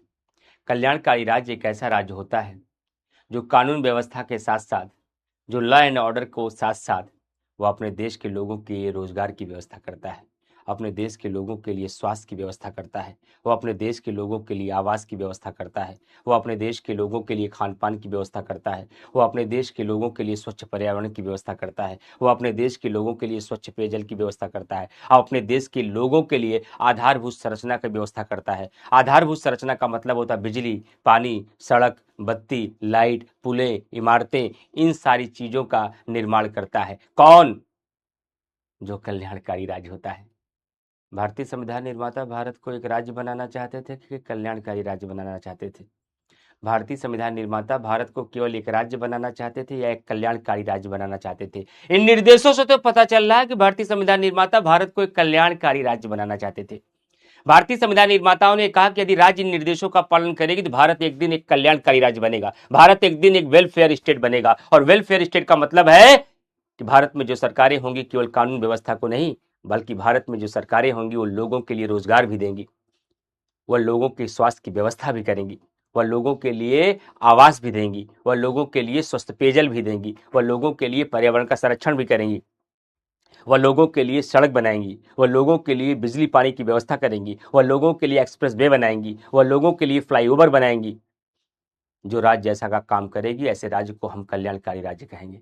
इसलिए मैं बच्चों से कहता हूँ दुनिया भर में शिक्षक भी दो प्रकार के होते हैं, एक होता है सामान्य शिक्षक, एक होता है कल्याणकारी शिक्षक। एक होता है सामान्य शिक्षक, एक होता है कल्याणकारी शिक्षक। सामान्य शिक्षक का काम होता है कि आपको कोर्स पढ़ाए और आगे निकल जाए, टॉपिक पूरा कर दे, क्लोज समझा दे, उसके बाद वो आगे निकल जाए, दूसरा कोई मतलब नहीं होता है। लेकिन कल्याणकारी राज शिक्षक का मतलब होता है वो अपना विषय पढ़ाए, वो अपना टॉपिक पढ़ाए, बच्चों को प्रेरित करे, पढ़ने के लिए इंटरेस्ट पैदा करे, उनको बताए क्या पढ़ना है क्या नहीं पढ़ना है, जो पढ़ना है वो कैसे पढ़ना है, क्या चुनौतियां आएंगी, किससे बचना है, क्या करना चाहिए क्या नहीं करना चाहिए, गलती करने में फटकार लगाए, अच्छा करने के लिए बाध्य करे, जब जब आप गलत करें तब तब आपको टोके। इसका मतलब वो सामान्य शिक्षक नहीं, वो कल्याणकारी शिक्षक है। जो शिक्षक पढ़ाने के साथ साथ अन्य चीजों पर भी ध्यान दे, बच्चों में अनुशासन बनाने के लिए, बच्चों को अच्छा इंसान बनाने के लिए, बच्चों को पढ़ने के लिए प्रेरित करने के लिए, बच्चों को पढ़ने का तरीका बताने के लिए, वो शिक्षक नहीं बल्कि कल्याणकारी शिक्षक कहलाता है। उसी प्रकार से राज्य भी दो प्रकार का होता है, एक होता है सामान्य राज्य, एक होता है कल्याणकारी राज्य। और कल्याणकारी राज्य का उद्देश्य है कि वो अपने राज्य के भीतर लोगों की बुनियादी आवश्यकताओं की पूर्ति करे, लोगों की दैनिक जरूरतों की पूर्ति करे। और दैनिक जरूरत में क्या आता है? दैनिक जरूरत में शिक्षा आती है, स्वास्थ्य आता है, रोजगार आता है, आवास आता है, बिजली आता है, पानी आता है, सड़क आता है, पुल आता है। जो सरकारें ये सब भी पूरा करेंगी, ऐसे सरकारों को, ऐसे देश को, ऐसे राज्य को कल्याणकारी राज्य कहा जाएगा। और इस डीपीएसपी का उद्देश्य कल्याणकारी राज्य है। बगैर मेरे पढ़ाई अगर मेरे किसी एक छात्र से पूछ लिया जाए, मैं बताऊंगा नहीं कि क्या निर्देश दिया गया है। तुम्हारे शिक्षक ने केवल तुम्हें यह सिखाया है कि कल्याणकारी राज्य का उद्देश्य क्या है। जरा सोच के बताओ क्या निर्देश दिया गया रहा होगा। कॉन्सेप्ट के खेलेंगे, फैक्ट पे नहीं। फैक्ट तो अपने आप आ जाएगा, हम तो कॉन्सेप्ट के साथ खेलेंगे। अगर कोई आपसे पूछे कि आपके शिक्षक ने आपको यह समझा दिया है कि अगर भारतीय संविधान में डीपीएसपी को जोड़ा गया, अगर भारतीय संविधान के अंतर्गत डीपीएसपी के माध्यम से राज्यों के द्वारा सरकार को कुछ निर्देश दिया गया, और यदि डीपीएसपी का उद्देश्य शिक्षा, स्वास्थ्य, रोजगार, आवास, पर्यावरण, बिजली पानी, गरीबों का कल्याण, यह सही करना है, तो इस निर्देशों में क्या कहा गया होगा बताओ, बगैर ये जाने कि क्या लिखा गया है 36 से 51 तक। तो बच्चा अपने आप बता देगा। इसमें पर्यावरण के संरक्षण की बात कही गई होगी, इसमें शिक्षा के विकास की बात कही गई होगी, इसमें कृषि और पशुपालन के विकास की बात कही गई होगी, इसमें रोजगार की बात कही गई होगी, इसमें ग्राम पंचायतों के गठन की बात कही गई होगी, इसमें राष्ट्रीय महत्व के स्मारकों के संरक्षण की बात कही गई होगी, इसमें गरीबों के उत्थान की बात कही गई होगी। इसके अलावा कुछ नहीं कहा गया होगा, क्योंकि कल्याणकारी राज्य का उद्देश्य यही है। और जब मैं आपको डीपीएसपी पढ़ाऊंगा और 36 से 51 तक समझाऊंगा, तो मैं आपको सब बताऊंगा कि क्या क्या निर्देश दिया है। लेकिन मैंने कॉन्सेप्ट के आधार पर ही आपके दिमाग में संरचना तैयार कर दिया कि डीपीएसपी में क्या कहा गया होगा राज्य को। और भारत को एक कल्याणकारी राज्य बनाने के लिए भारतीय संविधान के अंतर्गत भाग 4 को जोड़ा गया, ताकि भारत केवल एक राज्य नहीं, एक कल्याणकारी राज्य बन सके, सामाजिक और आर्थिक लोकतंत्र की स्थापना हो सके, आय की असमानता को समाप्त किया जा सके, समाजवाद की संकल्पना को पूरा किया जा सके, सभी वर्गों का कल्याण किया जा सके, सबका उत्थान किया जा सके। अरे मेरे भाई, इसी निर्देशों का पालन करने के लिए मनरेगा जैसा कार्यक्रम आया है। जो आज गांव में 100 दिनों की रोजगार की गारंटी देता है। इसी निर्देशों के तहत जिला अस्पताल बनाए गए हैं ताकि आपके स्वास्थ्य की रक्षा की जा सके। बेरी अस्पताल, Swaroop Rani medical college, KGMC, PGI, AIIMS इसी निर्देशों का पालन करने के लिए बनाया गया है। इसी निर्देशों का पालन करने के लिए गांव में आज शौचालय बनाए जा रहे हैं। इसी निर्देशों का पालन करने के लिए गांव में आपको कॉलोनी मिलती है, आवास मिलता है। इसी निर्देशों का पालन करने के लिए मिड डे मील योजना की शुरुआत की गई है ताकि बच्चों को पोषण युक्त भोजन उपलब्ध कराया जा सके और बच्चे स्कूल में जाकर रुकें और ठहरें और पढ़ाई करें। इसी निर्देशों के तहत ग्राम पंचायतों का गठन हुआ है। इसी निर्देशों के तहत मादक पेय पदार्थों पर प्रतिबंध लगाने की बात आती है। इसी निर्देशों के तहत कृषि और पशुपालन के विकास की बात आती है। इसी निर्देशों के तहत राज्य पर्यावरण का संरक्षण करता है, क्योंकि ये सारे निर्देश भारतीय संविधान में भाग 4 के अंतर्गत अनुच्छेद 36 से 51 के मध्य ये सारे निर्देश या इंस्ट्रक्शन राज्य को दिए गए हैं। किसके द्वारा? संविधान सभा द्वारा। किसको दिए गए हैं? नागरिकों को। किस लिए दिए गए हैं? ताकि भारत को एक कल्याणकारी राज्य बनाया जा सके। इसलिए ये निर्देश दिया गया है। ये भी हमारे भारतीय संविधान की एक अनोखी विशेषता है और ये विचार हमने आयरलैंड से लिया है। उम्मीद करते हैं कि अब समझ गए होंगे डीपीएसपी की एंट्री कैसे हुई। उम्मीद करते हैं कि अब समझ गए होंगे डीपीएसपी का उद्देश्य क्या है। उम्मीद करते हैं कि अब समझ गए होंगे ये निर्देश क्या होते हैं। उम्मीद करते हैं कि ये समझ गए होंगे निर्देश किसने दिया। उम्मीद करते हैं कि ये भी समझ गए होंगे ये निर्देश किसको दिया गया। उम्मीद करते हैं कि ये भी समझ गए होंगे ये निर्देश किसके लिए दिए गए। और उम्मीद करते हैं ये भी समझ गए होंगे इन निर्देशों का पर्पस क्या था। समझ में आया या नहीं? अब कमेंट करके बताइए।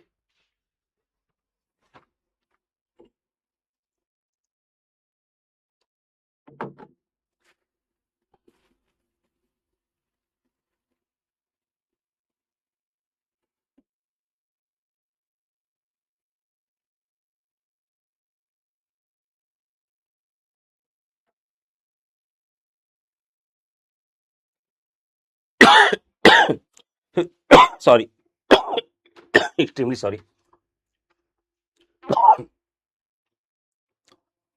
किसी को कोई डाउट पूछ सकते हैं, जितना बताया गया इसमें से कोई डाउट तो पूछ सकते हैं। बाकी डीपीएसपी की सारी कहानी डीपीएसपी में सुनाएंगे, लेकिन यहाँ तक अगर किसी बच्चे को कोई प्रश्न पूछना है तो आप पूछ सकते हैं। मैं खड़ा हूँ, आपके प्रश्नों का जवाब दूंगा। किसी भी विद्यार्थी को जहां तक मैंने बातें बताई यहाँ तक सबको समझ में आ गया?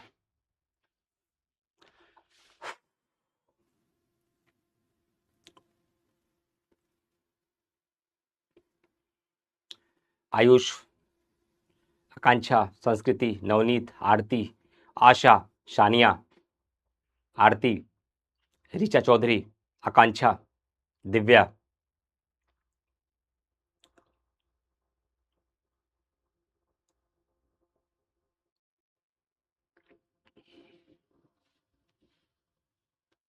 चलिए तो दो विशेषताएं मैंने बता दी कि भारतीय संविधान के भीतर फंडामेंटल राइट भी है और भारतीय संविधान के भीतर डीपीएसपी भी है, और ये भारतीय संविधान की एक अनोखी विशेषता है।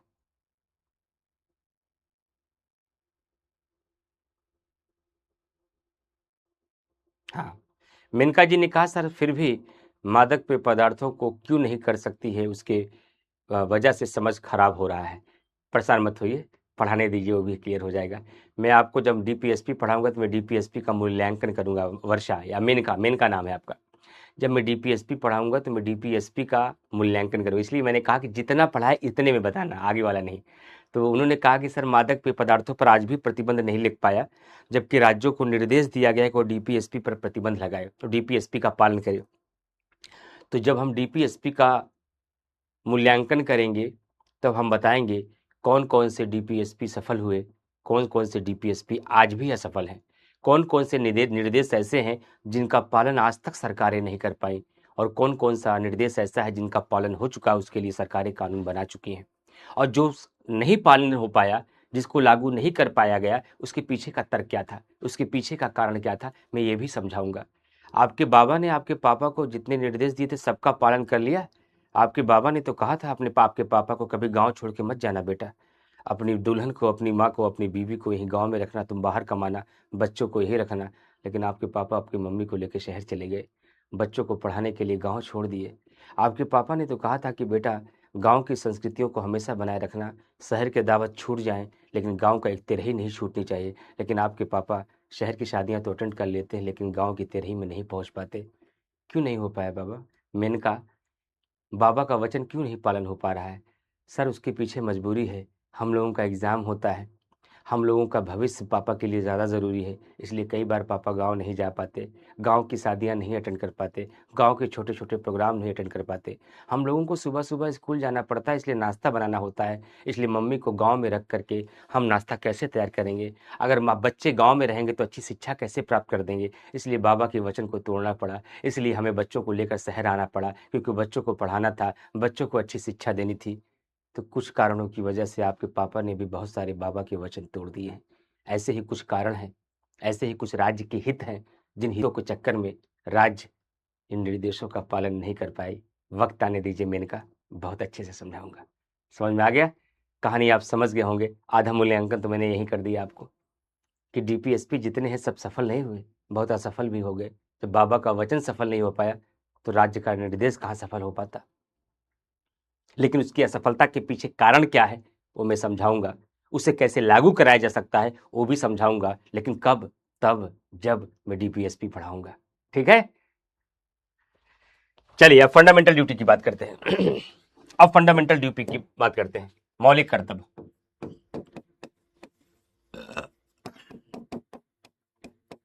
मौलिक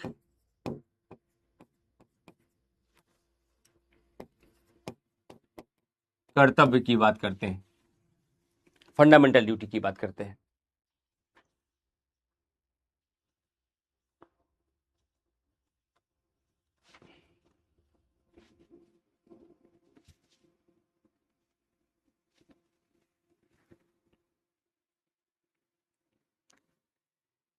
फंडामेंटल ड्यूटी मूल संविधान में था ही नहीं।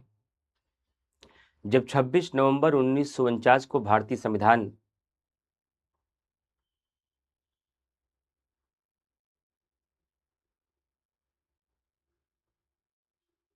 बना, उस समय मौलिक कर्तव्यों की कोई सूची भारतीय संविधान में नहीं थी। काहे नहीं थी सर? मौलिक अधिकार था, नीति निर्देशक तत्व था, प्रस्तावना था, कार्यपालिका, विधायिका, न्यायपालिका थी, सरकार के तीनों अंग थे। मौलिक कर्तव्य क्यों नहीं था? संविधान निर्माताओं ने मूल संविधान में मौलिक कर्तव्य को स्थान क्यों नहीं दिया? कहानी शुरू हो गई है, ध्यान से सुनिएगा, कहानी शुरू हो गई है। क्यों नहीं था?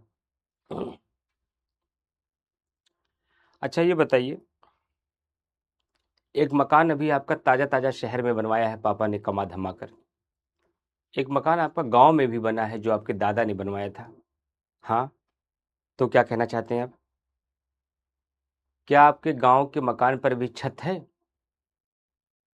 हाँ है सर, गांव के मकान पर भी छत है, शहर वाले में भी छत होगी।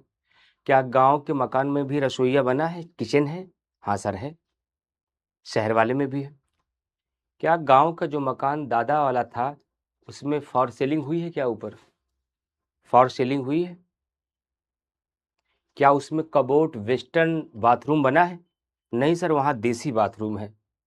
वहाँ कहाँ पीओपी होगी? कैसी बात करते हैं सर आप भी? काहे नहीं बना भैया? जो पापा ने शहर में बनवाया है, इलाहाबाद, दिल्ली, लखनऊ, कानपुर में, अरे सर उसमें हम तरह तरह की डिजाइन लाते हैं। हम हमारे हर कमरे में पीओपी हुई है, हर कमरे में फॉर सीलिंग हुई है, हर वॉशरूम में हमारे क्या वेस्टर्न लेटरिन बनी है, वेस्टर्न वॉशरूम बना है।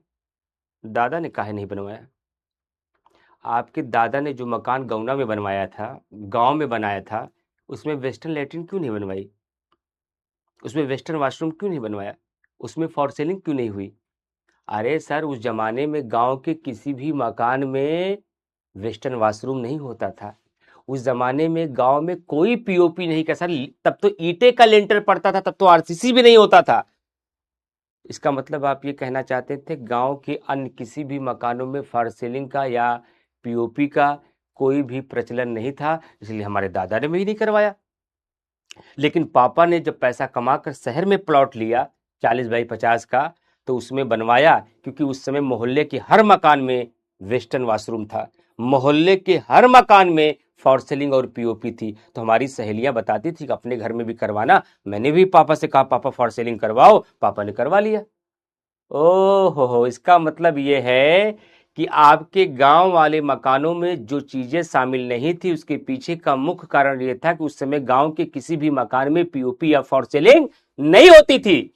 ठीक उसी प्रकार से जब भारतीय संविधान का निर्माण हुआ तो दुनिया के किसी भी देश में मौलिक कर्तव्यों की सूची नहीं दिखाई देती थी।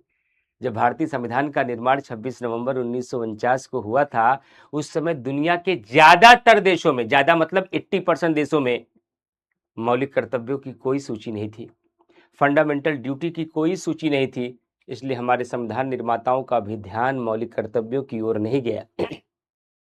इसलिए हमारे संविधान निर्माताओं का ध्यान मौलिक कर्तव्यों की ओर नहीं गया सर।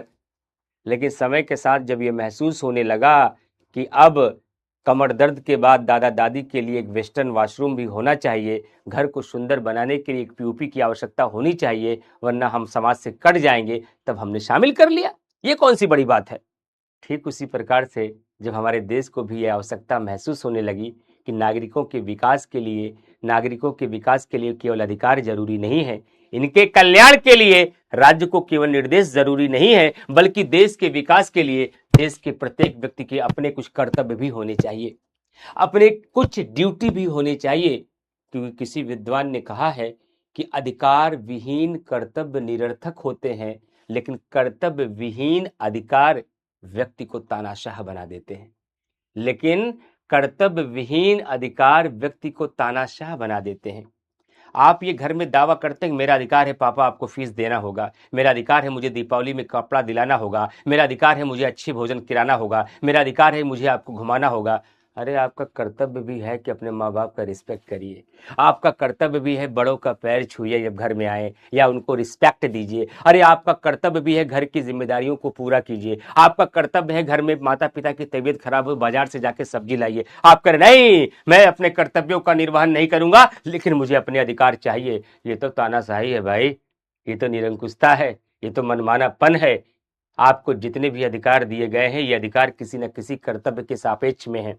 अगर आप अपना विकास के लिए अपने पापा से अधिकार चाहते हैं तो आपका भी एक कर्तव्य बनता है अपनी कुछ ड्यूटी निभाइए ताकि आपके परिवार का सम्मान बना रहे।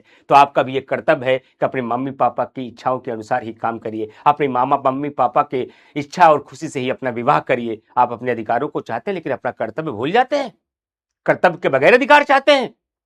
आप ये चाहते हैं कि इमरान सर पढ़ाएं क्योंकि मेरा अधिकार है, मैंने पैसा दिया है। आप ये चाहते हैं कि मुझे रेगुलर क्लास चलाएं क्योंकि पीडब्ल्यू को मैंने पेमेंट की है। लेकिन आप भूल जाते हैं कि अच्छे क्लास को चलाने के लिए, मैं एग्जाम्पल दे रहा हूं, ऐसी कोई बात नहीं, मैं सिर्फ एग्जाम्पल दे रहा हूं, लेकिन आप ये भूल जाते हैं हम क्लास को चलाने के लिए मेरे कर्तव्य है, मेरी ड्यूटी है, मैं क्लास में अनुशासन बना के पढ़ूं, मेरा कर्तव्य है कि मैं क्लास में टीचर के निर्देशों का पालन करूं, मेरा कर्तव्य है कि मैं रेगुलर क्लास करूं। अपने कर्तव्य को आप भूल जाते हैं, केवल अधिकार चाहते हैं।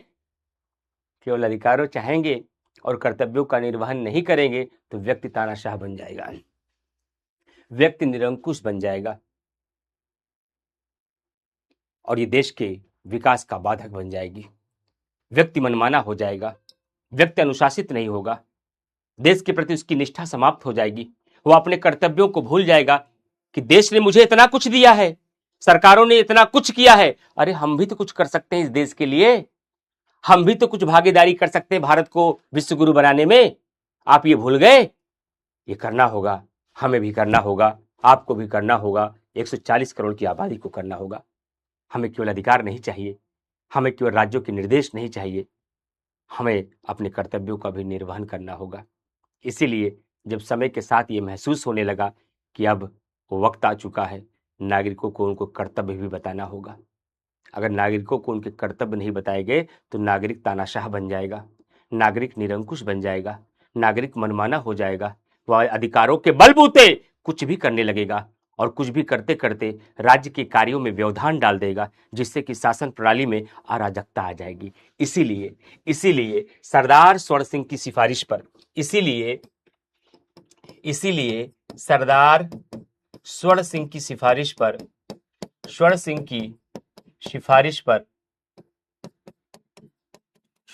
की सिफारिश पर एक संशोधन किया गया भारतीय संविधान में, जिसका नाम है 42वां संविधान संशोधन 1976। और इसके माध्यम से भाग 4 के बाद एक नया भाग जोड़ा गया, भाग 4 का एक नया आर्टिकल जोड़ा गया 51 का, और प्रारंभ में नागरिकों को 10 कर्तव्य सौंपे गए और अभी वर्तमान में सॉरी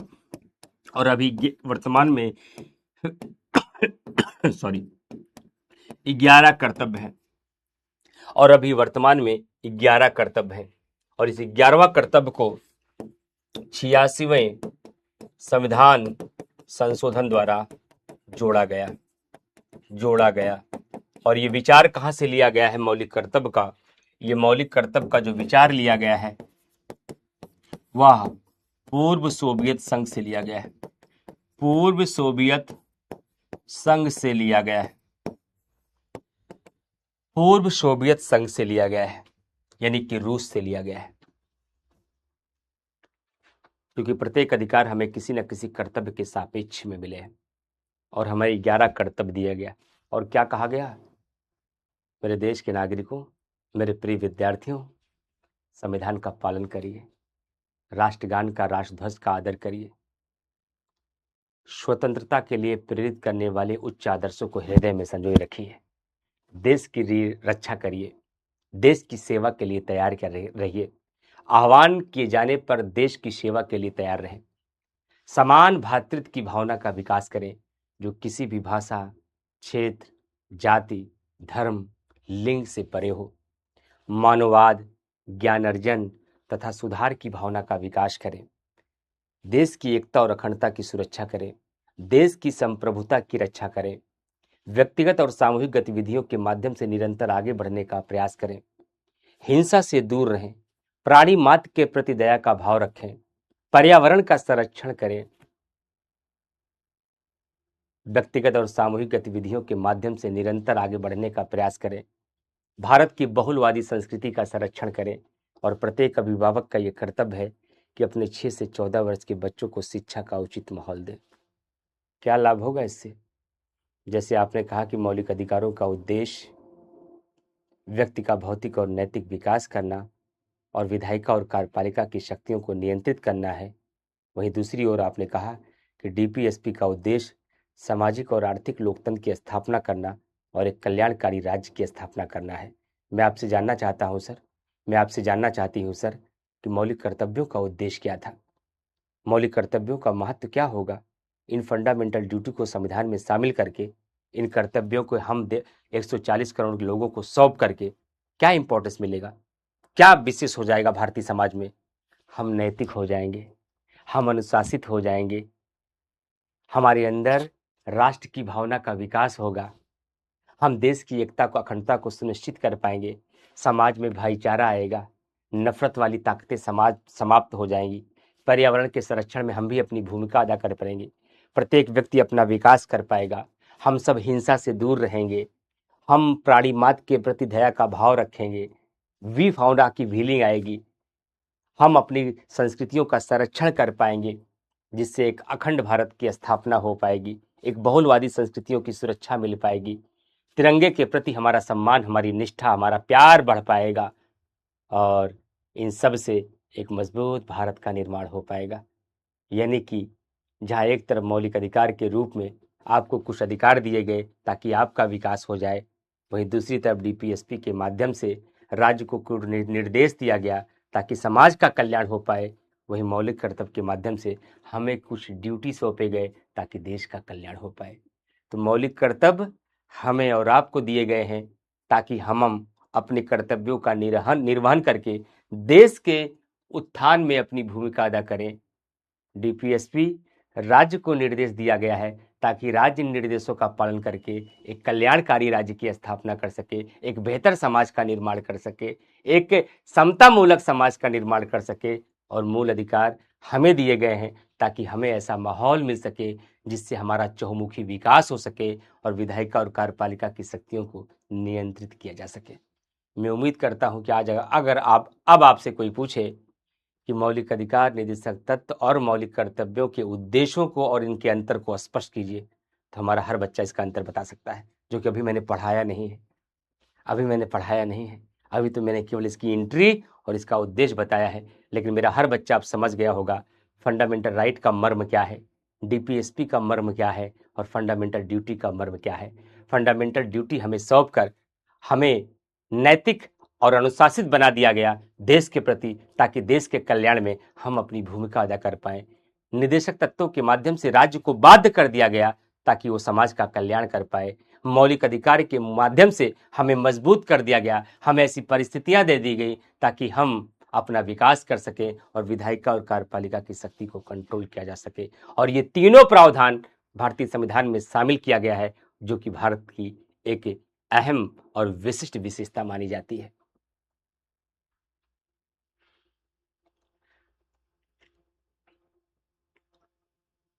उर्मिला जी कह रहे सर लेकिन एक बार और रिवीजन करना होगा। रिवीजन तो अभी बहुत बार करना होगा, एक बार नहीं, एग्जाम देते देते 10 बार रिवीजन करना होगा। और जब मैं पढ़ा दूंगा तब तो रिवीजन की भी जरूरत उतनी नहीं पड़ेगी। अभी तो मैंने केवल एंट्री बताई है, अभी तो मैंने केवल कॉन्सेप्ट बताया है, अभी तो मैं केवल इनका पर्पस बताया है, इनका उद्देश्य क्या है, ताकि आप ये समझ पाए कि भारतीय संविधान के अंतर्गत मौलिक कर्तव्यों और मौलिक अधिकारों और नीति निर्देशक तत्वों को जो शामिल किया गया है, इनके पीछे की मंशा क्या थी, इनके पीछे का उद्देश्य क्या था, इससे क्या लाभ होगा।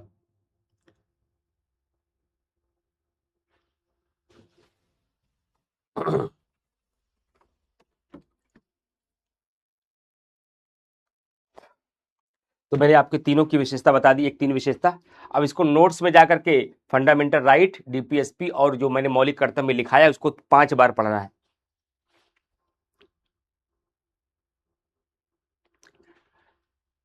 इतना आसान होता ना उर्मिला कुशवाहा, तो हर बच्चा एसडीएम बन जाता, हर बच्चा डिप्टी एसपी बन जाता। अभी क्या, अभी तो केवल पॉलिटी पढ़ रहे हो, अभी हिस्ट्री भी आएगी, ज्योग्राफी भी आएगी, इकोनॉमी भी आएगा, साइंस भी आएगी, करंट अफेयर भी आएगा, यूपी स्पेशल भी आएगा, एथिक्स भी आएगा, वर्ल्ड ज्योग्राफी भी आएगी, आईआर भी आएगा, गवर्नेंस भी आएगा, सिक्योरिटी भी आएगी, डिजास्टर भी आएगा, सोशल जस्टिस आएगा, आर्ट एंड कल्चर आ जाएगा, इंडियन सोसाइटी आएगा, इन्वायरमेंट आएगा, इकोनॉमी आएगा, इंटरनल सिक्योरिटी आ जाएगा, जीएस पेपर 5 और 6 के 44 टॉपिक आएंगे, तो पूरी खिचड़ी पक जाएगी आपके दिमाग में। तो पूरी खिचड़ी पक जाएगी। इसी खिचड़ी को तो अलग करना है।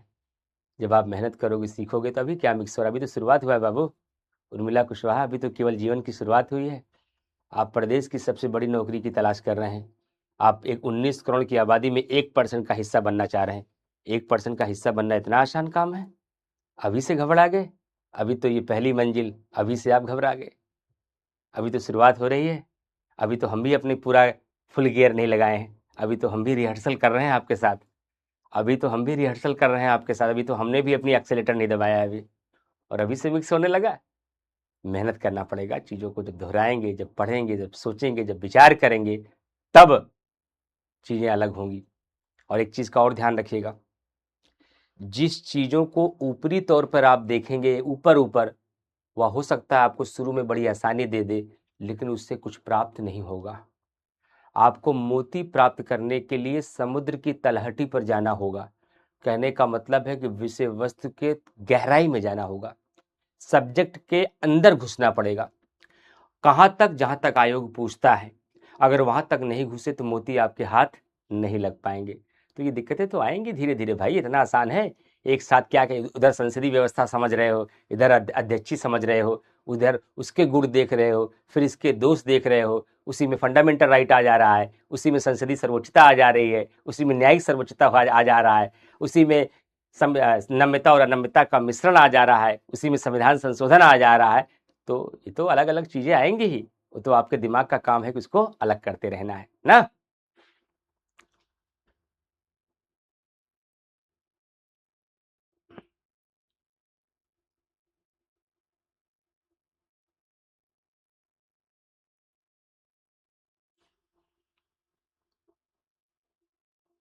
ठीक है, तो कोई बात नहीं, दिक्कत मत करना, मैं फिर कह रहा हूँ, मैं हूं ना, क्यों टेंशन ले रहे हैं आप लोग, मैं आपके साथ हूँ।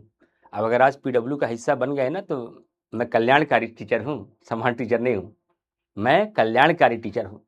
मेरी जिम्मेदारी केवल पॉलिटी पढ़ा देना नहीं है, मेरी जिम्मेदारी आपकी हर उलझनों का समाधान करना है, मेरी जिम्मेदारी आपके हर मोड़ पे खड़े रहना है, मेरी जिम्मेदारी आपकी हर समस्या का समाधान करना है, मेरी जिम्मेदारी आपको पढ़ने के लिए प्रेरित करना है, मेरी जिम्मेदारी आपको सही और गलत के बीच का अंतर बताना है, मेरी जिम्मेदारी कैसे करना है, क्या नहीं करना है, क्या हर हाल में करना है, वो सब बताना है।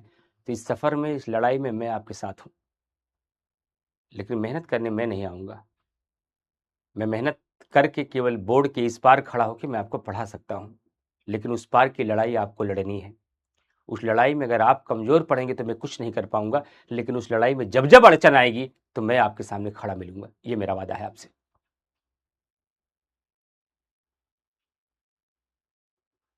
अभी कुछ मत करिए, संविधान की कौन सी बुक लेने, अभी बुक किताब उताब चक्कर छोड़ दीजिए, अभी किताब उताब का सब चक्कर छोड़ दीजिए। किताब एक के है लक्ष्मीकांत, लेकिन अभी सब छोड़े रहिए, अभी मैं जितना कर रहा हूँ उतना करते रहिए। बस अभी आप क्लास को सुनिए, जितना एक्स्ट्रा टाइम मिलता है 2 बार सुन लीजिए, 3 बार सुन लीजिए, और हमारे नोट्स को पढ़िए। अभी अभी इतना करिए, मैं फिर बताऊंगा किताब में क्या करना है, कैसे करना है, घटना चक्र कैसे करना है, सब बताऊंगा।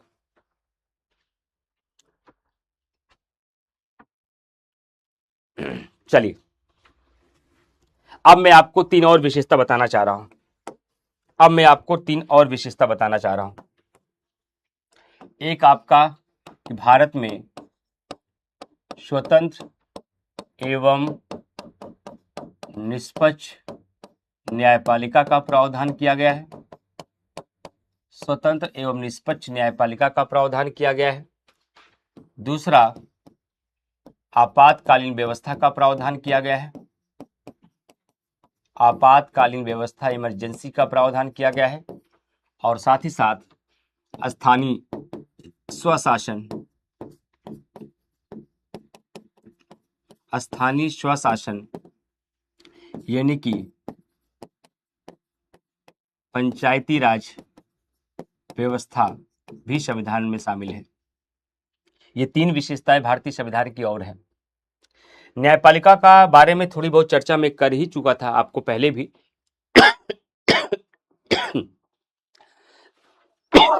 शॉर्ट नोट्स कल जब मैं शुरू करूंगा ना, शुरुआत में बता दूंगा। सपना मैंने कमेंट देख लिया आपका, क्योंकि अब टॉपिक पूरा करना है, याद आ गया, मैंने वादा किया था आपको एक दिन बताने का, फिर टाइम मिल नहीं पाया।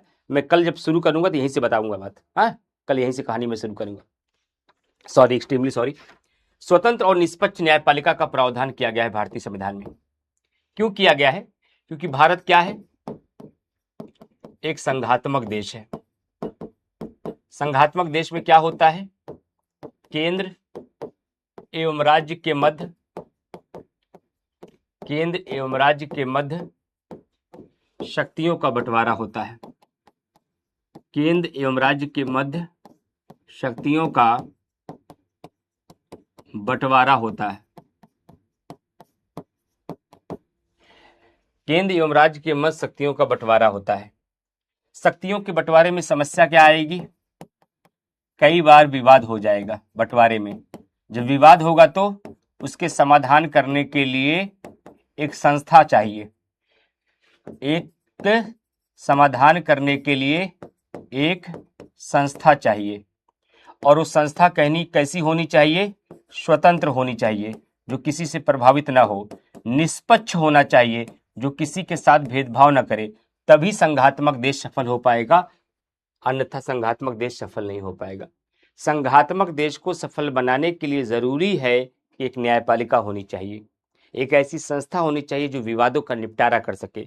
वह संस्था स्वतंत्र होना चाहिए, वह संस्था निष्पक्ष होना चाहिए। इसीलिए संविधान निर्माताओं ने अमेरिका के संविधान से प्रेरित होकर, इसीलिए संविधान निर्माताओं ने अमेरिका के संविधान से, अमेरिका के संविधान से, अमेरिका के संविधान से प्रेरित होकर, अमेरिका के संविधान से प्रेरित होकर क्या किया? अमेरिका के संविधान से प्रेरित होकर स्वतंत्र एवं निष्पक्ष न्यायपालिका का प्रावधान किया। स्वतंत्र एवं निष्पक्ष न्यायपालिका का प्रावधान किया। अब कोई पूछेगा कि न्यायपालिका लाई क्यों जाती है, क्यों भारत के लिए न्यायपालिका जरूरी थी और न्यायपालिका स्वतंत्र और निष्पक्ष क्यों होनी चाहिए, तो आप उनसे जवाब दीजिएगा क्योंकि भारत एक फेडरल कंट्री है, भारत एक संघात्मक देश है। हमारे सर ने हमको पढ़ाया है कि संघात्मक देश का पहला लक्षण होता है कि केंद्र एवं राज्य के मध्य शक्तियों का बंटवारा होता है। जहां बंटवारा होता है वहां विवाद होता है, जहां विवाद होता है वहां समाधान चाहिए, समाधान करने के लिए एक संस्था चाहिए, संस्था ऐसी स्वतंत्र होनी चाहिए यानी कि किसी से प्रभावित ना हो, ऐसी संस्था निष्पक्ष होनी चाहिए ताकि वह भेदभाव ना करे। इसलिए भारतीय संविधान निर्माताओं ने अमेरिका के संविधान से प्रेरित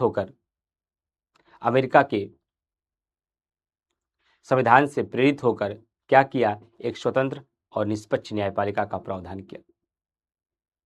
अच्छा ये बताइए, केवल ऐसे कह दिया गया कि भारत में स्वतंत्र?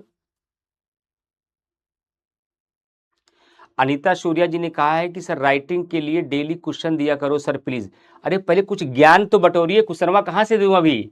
अनीता सूर्या जी कह रही हैं कि सर रिटर्न करने के लिए डेली क्वेश्चन दीजिए। अरे लिखने के लिए पहले ज्ञान चाहिए, अभी ज्ञान दे रहा हूं, कुछ ज्ञानवा आपके दिमाग में पहले पहुंचे तब तो सवालवा दे। जब तक ज्ञाने ले क्या लिखोगे, किसका क्वेश्चनवा दे आपको हम।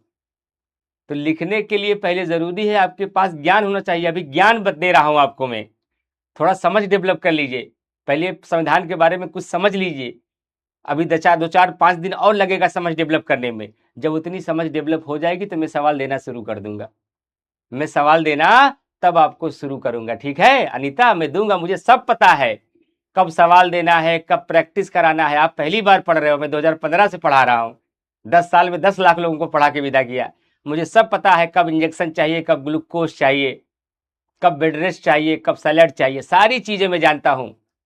लेकिन सबका अपना समय है, मैं दूंगा, लिखवाऊंगा, मेंस का क्वेश्चन भी दूंगा, प्रीलिम्स के कुछ सवालों को बीच बीच में मैं प्रैक्टिस भी कराऊंगा, हर कला करूंगा मैं।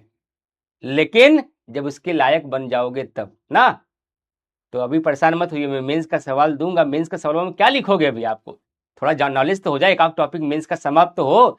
जब भारतीय संविधान की विशेषता समाप्त हो जाएगी तो आप लिखने लायक बन जाएंगे, तब मैं आपको मेंस के तरीका बता करके सवाल देता रहूंगा और आप लिखते रहेंगे, प्रैक्टिस करते रहेंगे, ठीक है, परेशान मत होना सानिया।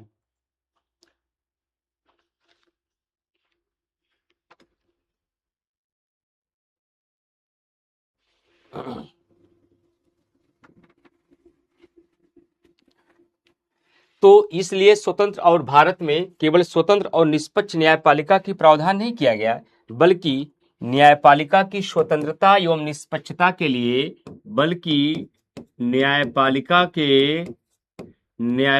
के स्वतंत्रता एवं निष्पक्षता के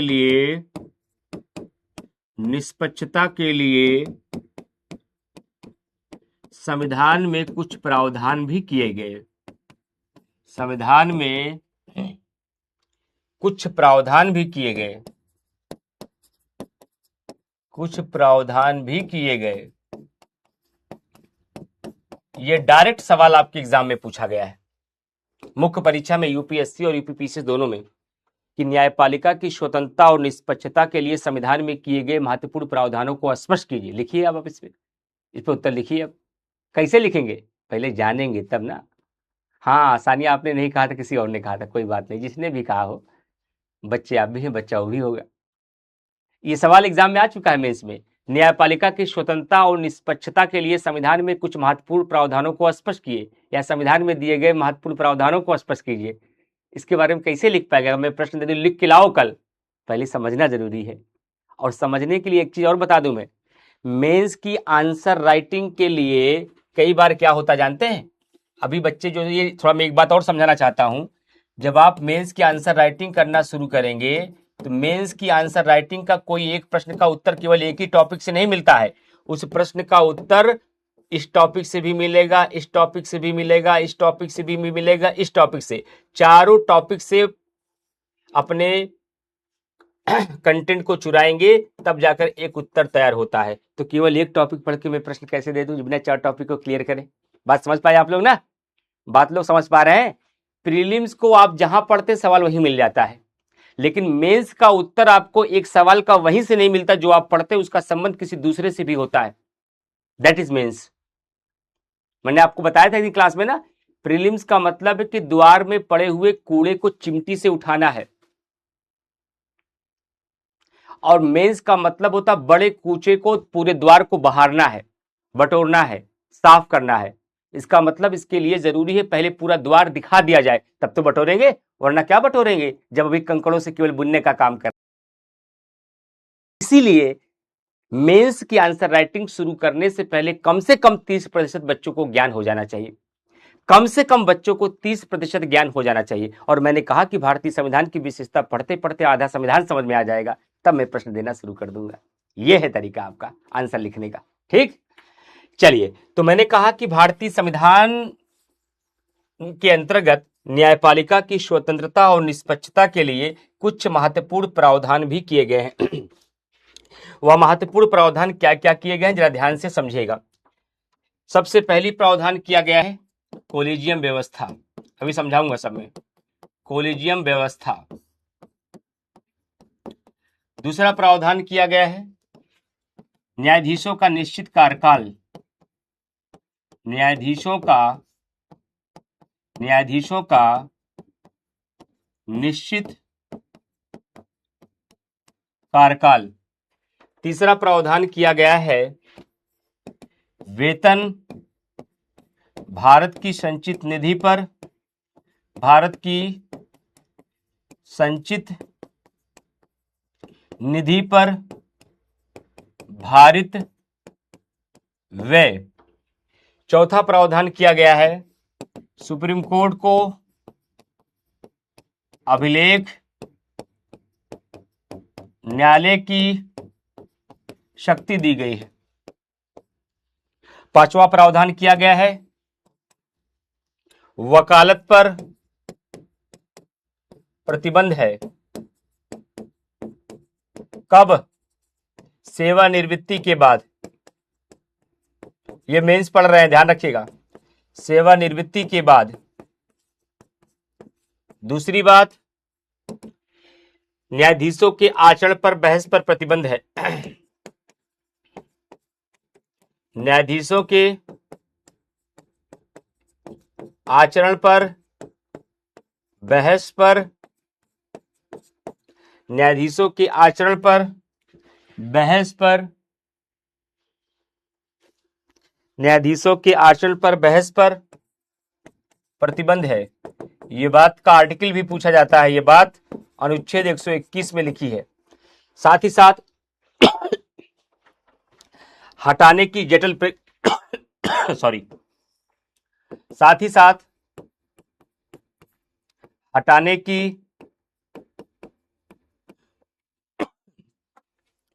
जटिल प्रक्रिया।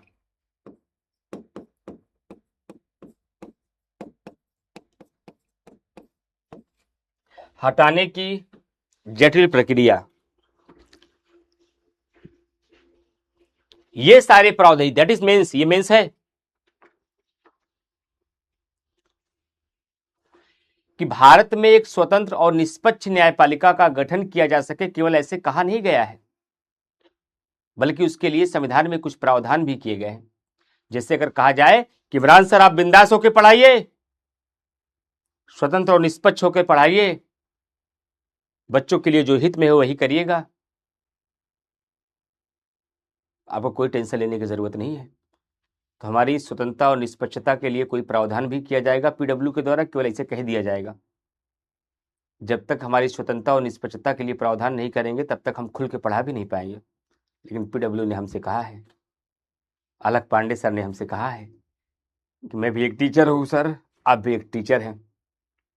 मैं बहुत अच्छे से समझता हूँ कि टीचर टीचर की गरिमा को समझता है, टीचर टीचर के उद्देश्य को भी समझता है।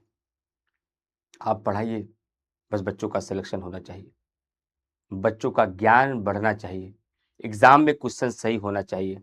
इस बात की परवाह किए बगैर कब क्या पढ़ाना है, कब कैसे पढ़ाना है, बच्चों को डांटने पे कोई दिक्कत तो नहीं आएगी, ऑफलाइन में क्लास से बाहर निकाल देने पे कोई दिक्कत तो नहीं आएगी। आप इस बात का टेंशन मत लीजिएगा। आप जो भी काम करिएगा बच्चों के हित में करिएगा, आपके ऊपर कोई प्रश्न चिन्ह नहीं लगेगा। आप 5 साल के लिए पीडब्ल्यू में फिक्स हैं, आप अपनी इच्छा से छोड़ के जाएंगे, पीडब्ल्यू आपका साथ कभी नहीं छोड़ सकता। मुझे ऐसे शिक्षकों की सख्त ज़रूरत है जो रिजल्ट के लिए काम करते हैं, जो बच्चों की कामयाबी के लिए काम करते हैं, जो पाठ्यक्रम नहीं पूरा करते हैं। तो मुझे पता है कि मैं आपको कितना भी डांटूं, मैं आपको कितना भी फटकारूं, मैं क्लास में कितना भी स्ट्रिक्ट रहूं, आप मेरा कुछ नहीं कर पाएंगे। क्योंकि अलग सर को, पीडब्ल्यू को ये पता है कि पिछले 10 सालों में मैंने क्या किया है और मैं बच्चों के लिए क्या कर सकता हूँ। वो सब जानते हैं कि इमरान सर जो बच्चों के लिए करेंगे वो उनके हित में होगा तभी करेंगे। किसी को डांटेंगे तो ज़रूरी होगा, किसी को कुछ समझाएंगे तो आवश्यक होगा, गलत नहीं करेंगे। जिस दिन हमारे ऊपर से ये खतरा हट जाएगा कि इमरान सर अगर एक बच्चे ने भी कह दिया कि सर तो कभी कभी ऐसा बोल देते हैं, सर तो कभी कभी डांट देते हैं, कोई एक बच्चा आपसे नाराज हो गया, तो उसी दिन आपका पीडब्ल्यू से संबंध खत्म हो जाएगा। तो मैं अपना काम करने की बजाय आपको खुश करने में ज़्यादा ध्यान रखता हूँ, लेकिन मैं खुश करने पर 1% भी ध्यान नहीं रखता, और आपको तैयार करने पर मैं 100% ध्यान रखता हूँ। इस बात की परवाह किए बगैर आप हमारे फॉलोअर बनेंगे कि हमारे आलोचक। मुझे पता है कि जिस दिन मैं विदा करूंगा आप मेरे सबसे बड़े प्रशंसक बन के विदा होंगे। क्योंकि जब बात पॉलिटी पढ़ाने की आएगी और आपके कैरियर की आएगी, जब आपके ज्ञान की आएगी, तब आपको लगेगा इससे बेहतर मुझे कहीं नहीं मिला। हो सकता है क्षणिक समय के लिए आप कुछ पल के लिए नाराज हो जाए, कुछ पल के लिए बुरा लग जाए, लेकिन जब आप पॉलिटी सीख कर विदा होंगे तब आपको लगेगा काश हर शिक्षक मुझे ऐसा मिल जाता। ये भाव मेरे अंदर कहाँ से आया? क्योंकि पीडब्ल्यू ने हमारी स्वतंत्रता और निष्पक्षता तय कर दी है।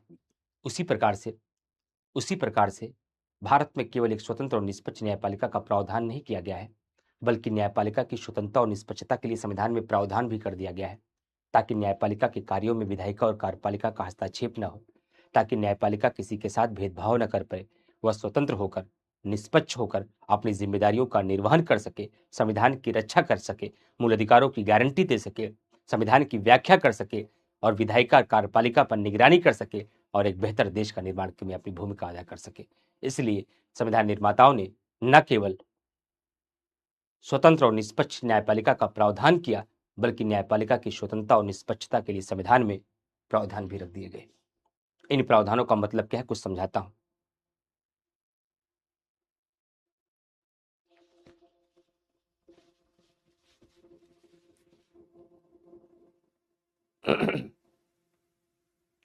यानी कि यानी कि यहां पर क्या कमाल है भाई, अब अच्छा फील हो रहा है भाई कि जब बच्चा पॉलिटी में बात करने लगे, जब बच्चा पॉलिटी में, आयुष शर्मा देखिए क्या शानदार बच्चा है, कह रहा है पीडब्ल्यू में अध्यक्षीय व्यवस्था है, संसदीय नहीं। ये बात बच्चा तभी बोल सकता है जब उसके दिमाग में हर एक कॉन्सेप्ट क्लियर हो गया, तब वो समझ पा रहा है कि अध्यक्षीय व्यवस्था का मतलब क्या है, संसदीय व्यवस्था का। Very good, excellent Ayush Sharma, very good, शानदार। वो आपने सही बोला गलत बोला तो सेकेंडरी तो बाद में देख लिया जाएगा, लेकिन आप पॉलिटी में बात करना शुरू कर दिए हैं, ये शानदार बात है। और मैं यही चाहता था कि हमारे बच्चे पॉलिटी के साथ खेलें, हमारे बच्चे पॉलिटी को गुनगुनाएं, हमारे बच्चे पॉलिटी में बातचीत करें, हमारे बच्चे के मुख से पॉलिटी जैसी शब्दावलियाँ, भाषा और कॉन्सेप्ट निकलने लगे, उस दिन मैं अपने आप को कामयाब समझने लगूंगा। जिस दिन ऐसा होने लगेगा उस दिन मैं अपने आप को कामयाब समझने लगूंगा कि बच्चा हमारा पॉलिटी में गुनगुनाने लगा है, बच्चा हमारा पॉलिटी बोलने लगा है और पॉलिटी में एग्जाम्पल और भाषाएं देने लगा। बहुत शानदार, वेरी गुड, एक्सेलेंट। कोलिजियम व्यवस्था क्या होती है? कोलिजियम व्यवस्था न्यायाधीशों की नियुक्ति की एक प्रक्रिया है, जिसमें यह कहा गया है कि जब कभी भी सर्वोच्च न्यायालय में न्यायाधीशों की नियुक्ति होगी तो भारत का राष्ट्रपति सर्वोच्च न्यायालय के मुख्य न्यायाधीश से परामर्श लेगा, और सर्वोच्च न्यायालय का मुख्य न्यायाधीश जो भी परामर्श राष्ट्रपति को देगा, राष्ट्रपति को मानना होगा। अगर ऐसा नहीं कहा जाता तो राष्ट्रपति अपनी इच्छा अनुसार न्यायाधीशों की नियुक्ति कर देता, और राष्ट्रपति वही करता है जो मंत्रिपरिषद कहती है, और मंत्रिपरिषद वही करती है जो प्रधानमंत्री कहता है, और प्रधानमंत्री, मंत्रिपरिषद और राष्ट्रपति कार्यपालिका का हिस्सा है। यानी कि कार्यपालिका अपनी इच्छा अनुसार तब न्यायाधीशों की नियुक्ति कर देती है, और कार्यपालिका का न्यायपालिका के कार्यों में हस्तक्षेप से क्या होता, न्यायपालिका की स्वतंत्रता और निष्पक्षता प्रभावित हो जाती। इसीलिए संविधान निर्माताओं ने तो नहीं, लेकिन बाद में न्यायालय ने अपनी व्याख्याओं के माध्यम से कोलेजियम व्यवस्था को लाया, जो मैं आपको पढ़ाऊंगा न्यायपालिका में, जिससे भारत में एक स्वतंत्र और निष्पक्ष न्यायपालिका का प्रावधान हो पाया, जिसमें न्यायाधीशों की नियुक्ति में कार्यपालिका के हस्तक्षेप को समाप्त कर दिया गया है। दूसरा, न्यायाधीशों का एक निश्चित कार्यकाल है। वही बात, अगर मुझे इस बात का खतरा हो, आज पढ़ा रहा हो सकता कल ही हमको हटा दिया जाए, तब हम काम खुल के कर नहीं पाएंगे। लेकिन सर्वोच्च न्यायालय का न्यायाधीश जब एक बार नियुक्त हो जाता है तो कहा जाता है कि सर्वोच्च न्यायालय का न्यायाधीश 65 वर्ष तक अपने पद पर काम करेगा, उसे कोई हटा नहीं सकता है। उसके पहले केवल संसद प्रस्ताव पारित करके हटा सकती है, जो प्रक्रिया बहुत जटिल है। हटाने की प्रक्रिया को जटिल बनाया गया है, इतना जटिल बनाया गया है 1950 से लेकर के आज 2025 तक कोई भी एक न्यायाधीश इस प्रक्रिया के माध्यम से हट नहीं पाया है। अगर हटाने की प्रक्रिया आसान होती, किसी एक बच्चे से कह देने पे हो जाती, हटाइए इमरान सर को, नहीं पढ़ना है हमें इनसे, और दूसरे दिन इमरान सर हट जाते, तो इमरान सर खुल के काम नहीं कर पाते। इमरान सर को हटाने के लिए अगर पूरा बैच भी लग जाएगा कि नहीं, हमको एक को भी नहीं समझ में आ रहा है, तब भी आपके मानसिक संतुलन पे संदेह करेगा पीडब्ल्यू, हम पर नहीं। क्योंकि अगर हम पर संदेह होता तो 10 लाख बच्चे ऐसा फीडबैक देके क्यों जाते। अगर मान लीजिए आपने कोई षड्यंत्र हमारे खिलाफ रच दिया, एग्जाम्पल दे रहा हूं, मेरे बच्चे कभी ऐसा नहीं कर सकते, बाय द वे ये सब एग्जाम्पल की बात है। अगर पूरा ये सर्वप्रथम बैच हमारे खिलाफ षड्यंत्र कर दे, बहुत अच्छा पढ़ा रहे हैं ना, इनके सारी कहानी खत्म कर देते हैं हम लोग, चलो एक काम करते हैं, पढ़ाता तो बहुत शानदार है वाकई में, मजा तो आ जाता है, लेकिन इनके जो कॉन्फिडेंस है इनको गिरा ही देते हैं। चलो हम लोग सब लोग मिलकर एक ग्रुप बनाते हैं, एक एप्लीकेशन लिखते हैं, अलग पंडे सर के पास भेजते हैं कि सर देख लीजिए, एक बच्चे को नहीं, पूरे बच्चे को नहीं समझ में आ रही पॉलिटी। अलग सर कहेंगे यार पूरा का पूरा सर्वप्रथम बैच 500 बच्चों ने एप्लीकेशन डाल दिया कि इमरान सर की पॉलिटी नहीं समझ में आ रही है, तब भी पीडब्ल्यू संदेह करेगा नहीं सर ऐसा नहीं हो सकता है।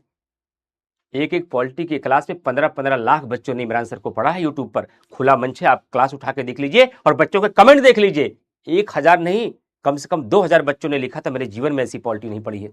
क्या वो 2000 बच्चे बेवकूफ है? अरे सर वो तो जाने दीजिए, आप स्वयं पॉलिटी, आप तो नीट के टीचर हैं, आप तो फिजिक्स पढ़ाते हैं, आप पॉलिटी पढ़ के देखिए। अगर 7 घंटे की पॉलिटी में वो बंदा पॉलिटी न सिखा दे तो कहिएगा क्या पॉलिटी पढ़ाता है आदमी। और सर ने पढ़ा कि वास्तव में यार मैं तो फिजिक्स पढ़ाता था, लेकिन क्या पॉलिटी, इतनी आसान है पॉलिटी, इतनी इजी है पॉलिटी कि मुझे समझ में आ गई एक बार में, मैं तो साइंस बैकग्राउंड का आदमी हूं। नहीं, इन बच्चों के बैकग्राउंड में कोई दिक्कत है, कोई षड्यंत्र रचा जा रहा है, इमरान सर जैसा टीचर पीडब्ल्यू से नहीं जाना चाहिए। तो आपके चाहने से भी मैं नहीं हट सकता हूं, आपके चाहने से भी नहीं हट सकता हूं, ऐसा मेरा कार्यकाल है, क्योंकि मैंने ऐसा पिछले 10 सालों में काम किया है। एग्जाम्पल है ये। उसी प्रकार से सर्वोच्च न्यायालय के न्यायाधीशों को हटाने की प्रक्रिया तो है, लेकिन हटाने की प्रक्रिया इतनी जटिल है कि आसानी से कोई षड्यंत्र रच के भी संसद या विधायिका किसी न्यायाधीश को हटा नहीं सकती है। और ऐसा सिर्फ इसलिए किया गया है ताकि न्यायपालिका स्वतंत्र और निष्पक्ष होकर के काम कर सके। तो मैंने केवल आपको ये 3 सेगमेंट समझाए हैं, ये और ये। जब मैं मंडे, कल संडे क्लास ऑफ होगी, मंडे को क्लास जब स्टार्ट करूंगा तो वेतन और यहाँ से कहानी आगे शुरू करूंगा। मैंने सोचा था कि अगली कक्षा में भारतीय संविधान की विशेषता पूरी हो जाएगी, लेकिन अभी मुझे 2 कक्षा और लेनी पड़ेगी, कल मंडे और ट्यूसडे को भारतीय संविधान की विशेषता समाप्त हो जाएगी। ट्यूसडे को भारतीय संविधान की विशेषता समाप्त हो जाएगी और आपकी पूरी जिम्मेदारी है कि भारतीय संविधान की विशेषता में जितने टॉपिक, 2 टॉपिक, कल संडे है ना, आपका होमवर्क दे रहा हूं मैं, संडे को क्या करिए, आप हमारे पहले पेज से नोट्स को पढ़ना स्टार्ट करिए और जहां पर संविधान की पूरी विशेषता पढ़िए, पूरी संविधान की विशेषता के टॉपिक को पढ़िए और साथ ही साथ संविधान की विशेषता के साथ साथ आप शासन प्रणाली वाला एक टॉपिक मैंने पढ़ा दिया है, शासन प्रणाली को भी अच्छे से आप पढ़िए। इन दोनों टॉपिक को 5 बार पढ़िए। कितनी बार? मिनिमम 5 बार पढ़िए। और कोई डाउट आएगा तो मुझसे पूछिएगा और अच्छे से पढ़िए। फिर आगे इसको मैं समाप्त करूंगा, तब संविधान संशोधन में आपको पढ़ाऊंगा। और एक खुशखबरी की बात बताऊं, कल रात में विभा मैम जो आपके कोर्स को प्लान करती हैं, कंटेंट चीज को देखती है, कंटेंट कितना अच्छा बच्चों को प्रोवाइड कराया जाए, रात में एक मैसेज आया कि सर हम लोग बच्चों को हर सेगमेंट वाइज, यूनिट वाइज आप इतने गहराई के साथ पढ़ा रहे हैं और आपने अपना नोट्स भी दे दिया, उसमें भी बहुत गहरा लिखा हुआ है, वही लिखा हुआ जैसा आप पढ़ाते हैं। हम चाहते हैं कि बच्चा किताबों के लिए भटक रहा है, ये किताब पढ़े, वो किताब पढ़े, ये भी अच्छा है, वो भी अच्छा है। हमने भारत भर की किताबों का अध्ययन करके अपनी एक टीम जुटाई है, जो बच्चे पीसीएस इंटरव्यू दे रहे हैं, आईएएस इंटरव्यू दे रहे हैं, आईएएस मेंस लिख रहे हैं, पीसीएस मेंस लिख रहे हैं। ऐसी टीम के माध्यम से मैंने पॉलिटी का कंटेंट तैयार कराया है, एकदम एग्जाम ओरिएंटेड है सर, और जो आप पढ़ा रहे उसी गहराई से साथ जाकर और व्यापकता के साथ। तो क्या हम यूनिट वाइज बच्चों को ये नोट्स दे सकते हैं, आप रिव्यू करके बताइए। कल रात का मैसेज था, तो रात में नहीं, अभी 8 और 9 के बीच में मुझे नाश्ता करते हुए मैंने पीडीएफ को देखा, कंटेंट देखा, मुझे कंटेंट बहुत शानदार लगा कि जिस कैनवास पे मैं जाके पॉलिटी पढ़ा रहा हूँ, ये अगर नोट्स बच्चों को मिल गया तो बच्चों की चीज़ें और बेहतर हो सकती हैं। तो इस पर आज निर्णय फाइनल हो जाएगा। अगर वो निर्णय फाइनल हो गया तो आपको कुछ और कंटेंट भी इस नोट्स के अलावा भी दे दूंगा। और ये सब इसीलिए किया जा रहा है ताकि हमारे पीडब्ल्यू के छात्रों को, हमारे पीडब्ल्यू को बच्चे को पीसीएस की तैयारी करने के लिए और पीसीएस को क्रैक करने के लिए किसी भी रिसोर्स का सहारा ना लेना पड़े। क्लास का नोट्स, टीचर का लेक्चर और पीडब्ल्यू का नोट्स ही पर्याप्त हो बच्चे को नैया पार कराने में। उसके लिए पूरी तरीके से पूरी टीम लगी है, मैं भी प्रयासरत हूं। अभी और उसका अध्ययन करूंगा और उसका रिसर्च करूंगा, फिर मैं बताऊंगा कि ये कंटेंट आपको देने लायक है या नहीं, या आपके लिए कितना बेहतर साबित हो सकता है। मैं बताऊंगा, जरूर बताऊंगा। अभी तो केवल आप हमारे क्लास नोट्स पर और हमारे लेक्चर पर काम करिए। ठीक, thank you very much to all of you. सभी लोग खुश रहिए, सभी लोग अच्छे से पढ़िए, मन को खुश रखिए। कभी भी किसी भी बात से मैं कभी डांटूं, फटकारूं, समझाऊं, किसी को लताड़ूं, किसी को बेइज्जत करूं, सिर्फ इसलिए करूंगा ताकि आप जागें, आपका ईगो हर्ट हो, आप प्रेरित हो, आप पढ़ने के लिए तैयार हो जाए और एक विचार आपकी जिंदगी बदल दे। इसके लिए मैं ये सब कुछ करता रहता हूं क्लास में। बाकी मैं फिर कह रहा हूं, मैं अपने बच्चों से बहुत प्यार करता हूं।